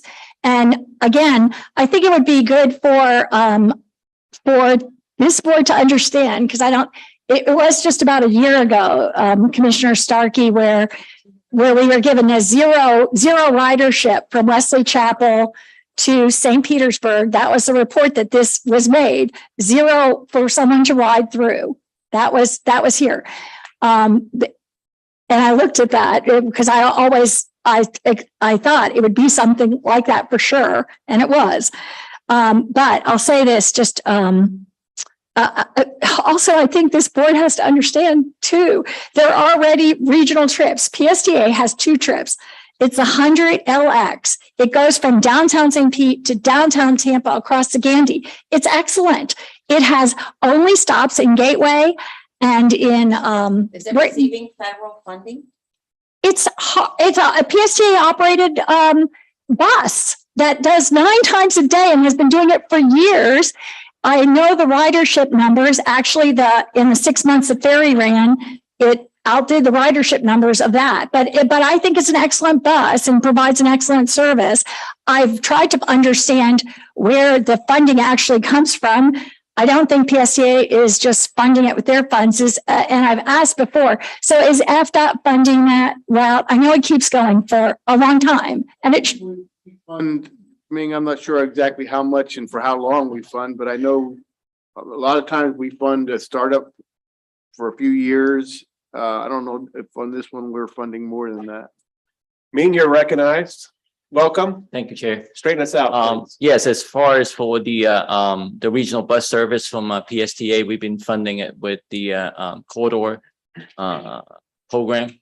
So it's been quite a few years. We continue to fund that. Obviously, it's not the complete funding. PSTA has to contribute that as well. So it's a partnership. It's not just DOT funding it. Okay, so we have that, and this board should understand that exists, as well as 300X, which goes from the beaches, correct, to the airport 7 times a day. Is that still, I don't even know after COVID, but I've looked at the ridership numbers.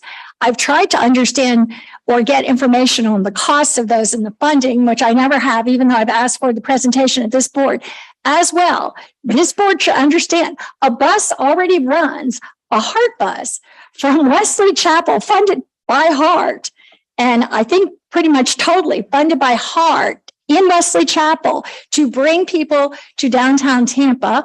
I can't tell you how many times a day, but it runs very frequent, hourly, frequent for us. That's 19 of our 30 routes run hourly.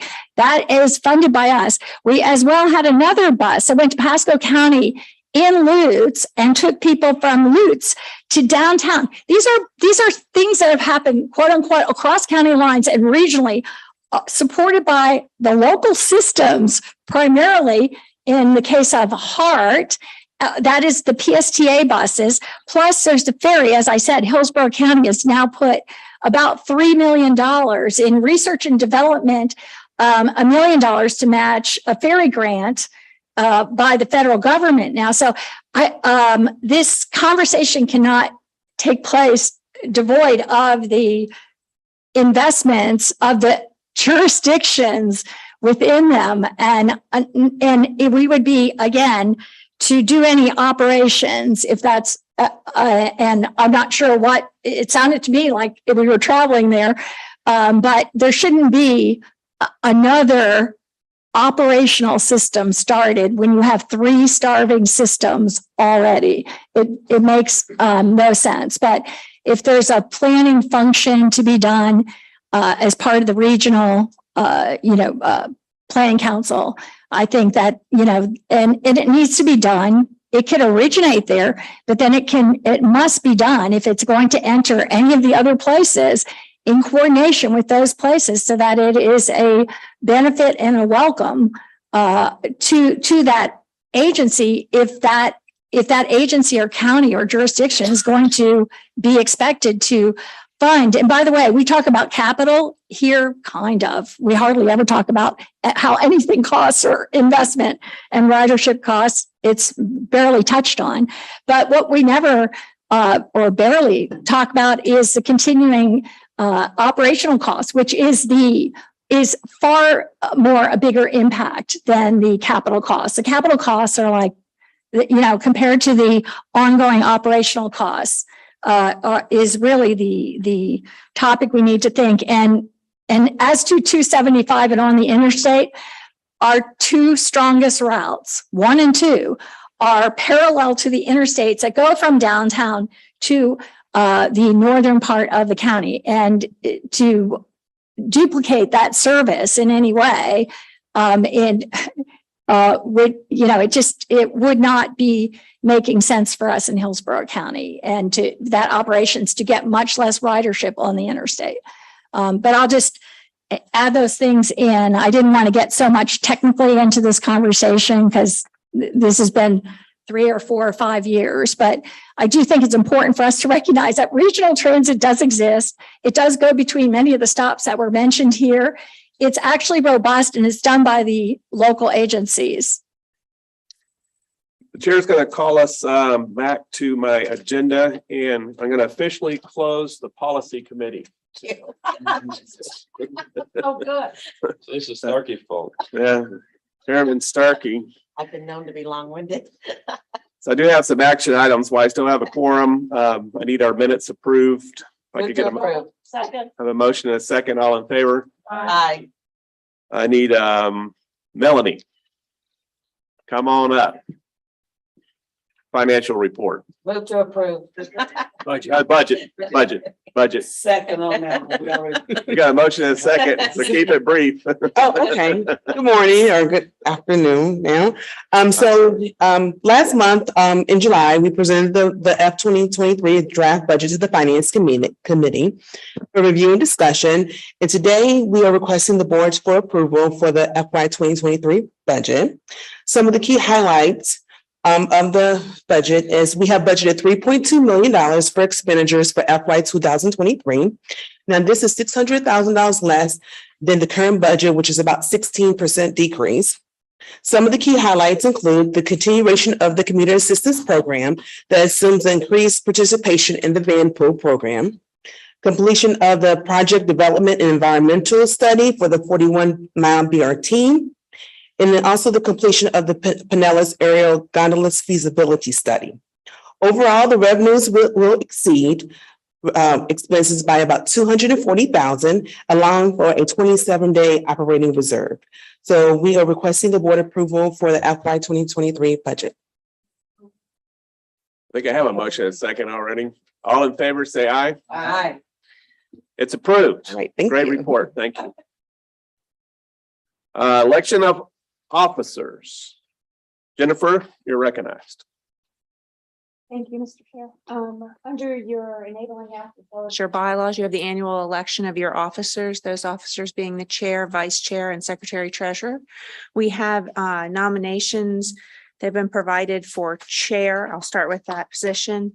And the current nomination is for Cliff Emanuel. Do I have any other nominations from the floor? Okay, seeing none, do we have a motion to Move approve? Approval of Cliff. Second. Continuing as chair. Okay, we have a motion and a second. Jennifer, can we do roll call?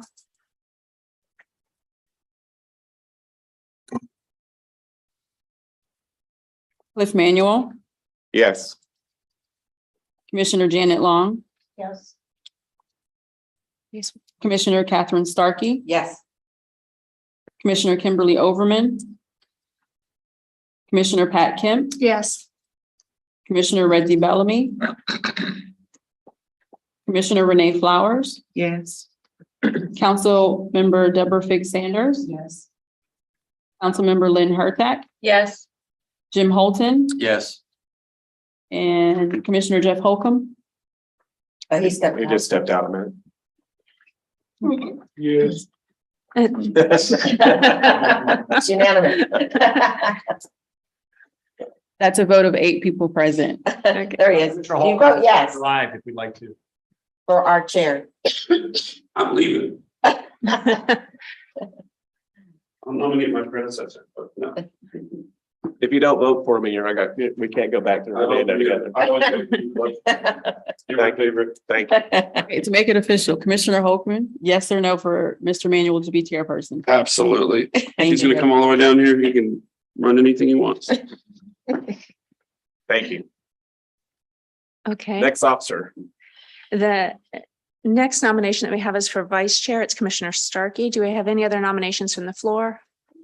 Seeing none, do we have a motion to approve Commissioner Starkey as vice chair? Second. Okay, we have motion and a second. Can we have a roll call, please? Mr. Cliff Manuel, Yes. Commissioner Janet Long, Yes. Commissioner Jeff Holcomb, Yes. Commissioner Catherine Starkey, Yes.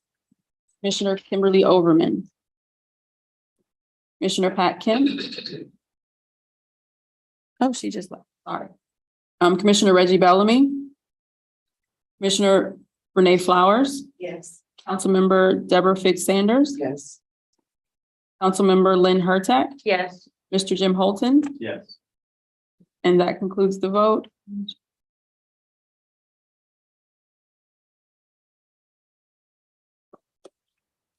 Vote of 8 people present. And the next and last position is secretary treasurer. We have a nomination of Commissioner Flowers. Do we have any other nominations from the floor? Do we have a motion to approve? Move to approve Commissioner Flowers. Second. Okay, we have a motion and a second. Can we have a roll call, please? Mr. Cliff Manuel, Yes. Commissioner Janet Long, Yes. Commissioner Jeff Holcomb, Yes. Commissioner Catherine Starkey, Yes. Commissioner Kimberly Overman, Commissioner Pat Kemp, Commissioner Reggie Bellamy, Commissioner Renee Flowers, Yes. Councilmember Deborah Fig Sanders, Yes. Councilmember Lynn Hurtak, Yes. Mr. Jim Holton. Yes. That's a vote of 7 people present. Okay, Are we done? we are done. Thank you very much. Congratulations. Mhm. We think. And Renee. I think the chairman's talked enough, so he doesn't have a report. I would like to recognize Brian again for our annual progress report for Envision 2020.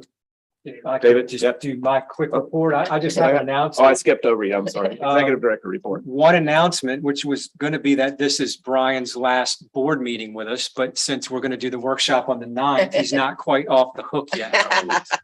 Brian has accepted a position with the city of St. Petersburg and is going to start with them on September 12th. He has been with us for just over 3 years. Obviously, he's been a key part of the team during that time. He came on board to oversee the I-275 PD&E project, but also took on other projects like the Innovative Transit Technology Study, the the Pinellas Aerial Gondola Feasibility Study and the US 19 BRT study as well, all of which are either finished or winding down. He has been fantastic to work with. His talents obviously are going to be missed, and I wish him nothing but the best as he transitions to the St. Pete team. And I just wanted to thank you for everything that you've done for us. Thank you, Brian. Absolutely. Thank you. Yeah. Any other executive director items? That is it. Brian? Yeah, and You're Mr. Chairman, I want to be respectful of people's times. The annual progress report, this is an information item. It's not an action item. I am certainly happy to talk, but I will not take it personally if you wanted to pass on the presentation. We'll pass. Thank you. Okay. Any other staff reports today that we need to go over or old business items? No. So with that, and since Mr. we're, Chairman? yes. Are we going, recognized. sorry, I'm are we sorry. going to discuss whether we want to ask for an appropriation at the workshop? Yes, I think we should. I think we should. I mean, if anything was clear today, we're not one voice. So we need to work on that a little bit and figure out, you know, what we want to do, how we want to move transit forward in Tampa Bay area. I think if we go back to Tallahassee and talk to them, it'd be refreshing if we had maybe even a project. You know, Secretary Gwynn tells me every time I visit with them, you know, Cliff, I can't get involved unless you have a project. So it's important for us to have something we can kind of rail around and support. I know Commissioner Long and I have long, you know, supported and the BRT and sort of the route and the studies and the documents that took to put that in place. I think there's a lot of information there. I thought it was a very well done report, but it didn't get us to a point where we built the consensus we need to move forward. So we can keep banging our head on that wall as long as we want to, but we need Hillsborough and Tampa to be on board. So I think a workshop, and if we can get our P's and Q's in order, then we approach Tallahassee again would be my thoughts. You've got Commissioner Holcomb here. Commissioner Holcomb, you're recognized. Maybe this is old business, new business, but I'm just kind of curious if the history really dictates that we have the finance and the planning separate committees. Why not just have one meeting? We have a line in each of them in the meeting we do the finance report, we do a planning report instead of breaking it up where, you know, maybe not everyone, just get everyone here, run through all of it. It's a thought. I mean, not two separate reports. We have to have two separate committees by our statute. We used to have three. We used to have three. We got it down to two. Can we fix that in Tallahassee? You can. All right. You can help us out with that.